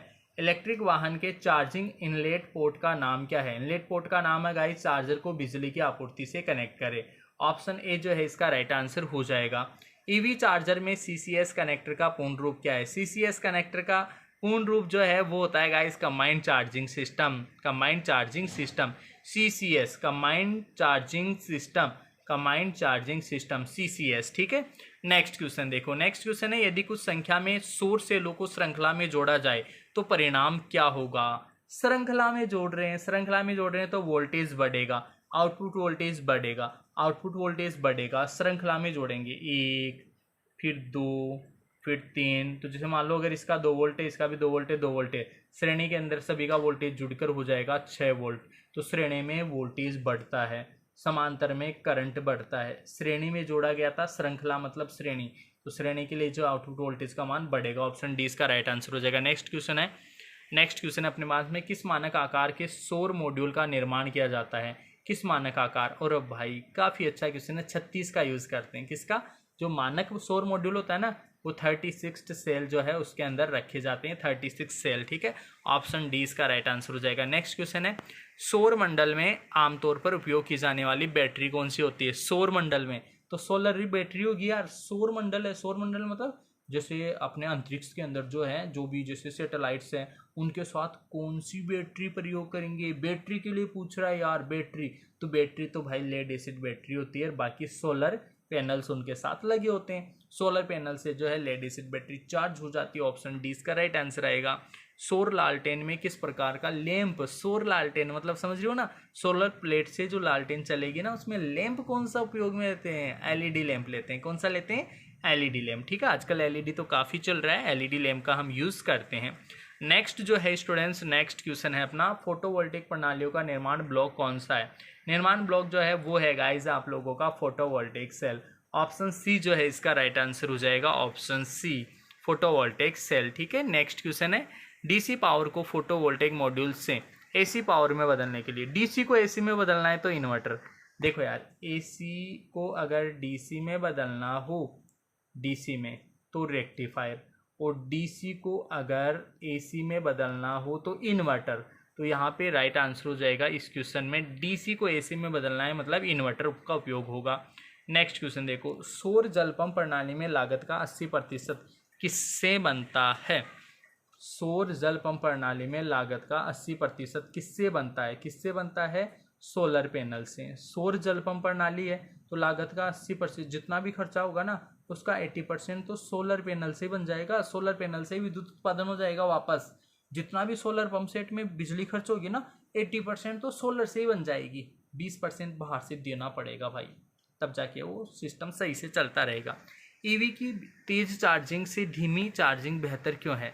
तेज नहीं करना चाहिए ईवी को, धीरे धीरे करना चाहिए। क्यों? क्योंकि वो लंबे समय तक चले, बैटरियों का स्वास्थ्य कमज़ोर हो जाता है। अगर तेज चार्जिंग करोगे ना तो बैटरियों का स्वास्थ्य खराब हो जाता है, बैटरी जल्दी खराब हो जाती है। इससे बचने के लिए जो है धीमी चार्जिंग बेहतर होती है, राइट। नेक्स्ट क्वेश्चन देखो, bypass diode, bypass diode, bypass diode का कार्य क्या है जिसका उपयोग सौर सेलों को स्प्रिंग के समांतर किया जाता है? स्प्रिंग के समांतर मतलब एक तरीके से with a spring of solar cell. तो गाइज इसका राइट आंसर हो जाएगा छायांकन के प्रभाव को कम करना, to minimize the effect of shading, जो शेडिंग इफेक्ट है उसको कम करना, इसीलिए बाईपास जो डायोड है उसका यूज़ किया जाता है। ईवी चार्जर की क्षमता, ईवी चार्जर की देखो यार, ईवी चार्जर की जो क्षमता होती है ना वो किलोवाट में दर्शाते हैं। ईवी चार्जर की क्षमता बहुत ज़्यादा होती है बैटरी चार्जर, ठीक है, तो किलोवाट में दर्शाते हैं, इसीलिए राइट आंसर हो गया ऑप्शन बी। नेक्स्ट क्वेश्चन है इसके बाद में, चार्ज समय की गणना के समीकरण क्या है? चार्ज समय की गणना अभी थोड़ी देर पहले मैंने बताया था। चार्ज समय की गणना करते हैं, ईवी बैटरी चार्जिंग के बैटरी कैपेसिटी, उसको चार्जिंग पावर जो है उससे डिवाइड कर दो। ईवी बैटरी कैपेसिटी जो है उसको चार्जिंग पावर से डिवाइड कर दो, तो जो है आपकी चार्ज समय की गणना हो जाएगी। राइट आंसर हो गया ऑप्शन ए। नेक्स्ट क्वेश्चन है सोलर होम लाइटिंग सिस्टम का दूसरा नाम क्या है? तो यार ये तो आपको पता है, सोलर डीसी डे लाइटिंग कहते हैं उसको। क्या कहते हैं? सोलर डीसी डे लाइटिंग कहते हैं। सोलर होम लाइटिंग का जो दूसरा नाम है वो है solar DC day lighting. Next question है गाइस, इसके बाद में आप लोगों का विद्युत उत्पादन के लिए सौर सेल में किस प्रभाव का उपयोग किया जाता है? देखो यार ये तो इजी सा क्वेश्चन है कि सौर सेल में कौन सा प्रभाव होता है। सौर सेल में होता है सूरज से light rays from sun, light rays from sun, light rays from sun. ये जो है प्रभाव वहां पे यूज होता है एक तरीके से। उस प्रभाव को हम बोलते हैं सूरज से लाइट रेस, ठीक है, लाइट रेस फ्रॉम सन, ठीक है। राइट आंसर हो गया ऑप्शन बी। नेक्स्ट क्वेश्चन है सौर जल पंप को कम वोल्टेज और उच्च वोल्टेज से बचाने के लिए किस उपकरण का उपयोग? कम वोल्टेज और उच्च वोल्टेज के लिए तो हम जो है कंट्रोलर का ही यूज़ करते हैं। किसका यूज़ करते हैं? कंट्रोलर का। ऑप्शन सी इसका राइट आंसर हो जाएगा। नेक्स्ट क्वेश्चन है स्टूडेंट्स, इसके बाद में ईवी चार्जर में कौन से उपकरण ओवरलोड से बचाते हैं? ओवरलोड से तो कौन बचाएगा यार? ओवरलोड से तो सर्किट ब्रेकर बचाएंगे। ऑप्शन ए राइट आंसर हो जाएगा, सर्किट ब्रेकर ओवरलोड से में बचाते हैं। ईवी की रेंज क्या होती है? ईवी की रेंज होती है गाइस, एक बार चार्ज करने पर एक ईवी कितनी दूरी तक तय करती है, उसी को बोलते हैं ईवी की रेंज। इलेक्ट्रिकल व्हीकल की रेंज का मतलब है कि वो एक बार चार्ज करने के बाद में कितने किलोमीटर तक गाड़ी जा सकती है। जैसे मान लो एक कार आप खरीद के लाए जो इलेक्ट्रिक व्हीकल है, ठीक है, मतलब बैटरी से चलता है, उसकी रेंज क्या है? कोई ऐसे पूछे आपसे रेंज क्या है, मतलब कहने का मतलब ही है कि रेंज का मतलब ही है कि एक बार आप उसको चार्ज करोगे ना तो वो कितने किलोमीटर तक जा सकती है। 200 किलोमीटर तक या 300 किलोमीटर तक या 500 किलोमीटर तक, कितने किलोमीटर तक जा सकती है, उसी को बोलते हैं ईवी की रेंज। तो स्टूडेंट्स इस तरीके से 5 चैप्टर कंप्लीट हो गए। अगले 5 चैप्टर जो है वो मैं नेक्स्ट वीडियो में लेकर आऊँगा। इस वीडियो में इतना ही स्टूडेंट्स। आई होप कि आज का वीडियो आप लोगों को बहुत पसंद आया होगा। आप लोग वीडियो के कमेंट सेक्शन में कमेंट करके ज़रूर बताना कि वीडियो कैसा लगा। राइट, तो मिलेंगे आपसे नेक्स्ट वीडियो में। तब तक के लिए आप सभी को बहुत बहुत धन्यवाद।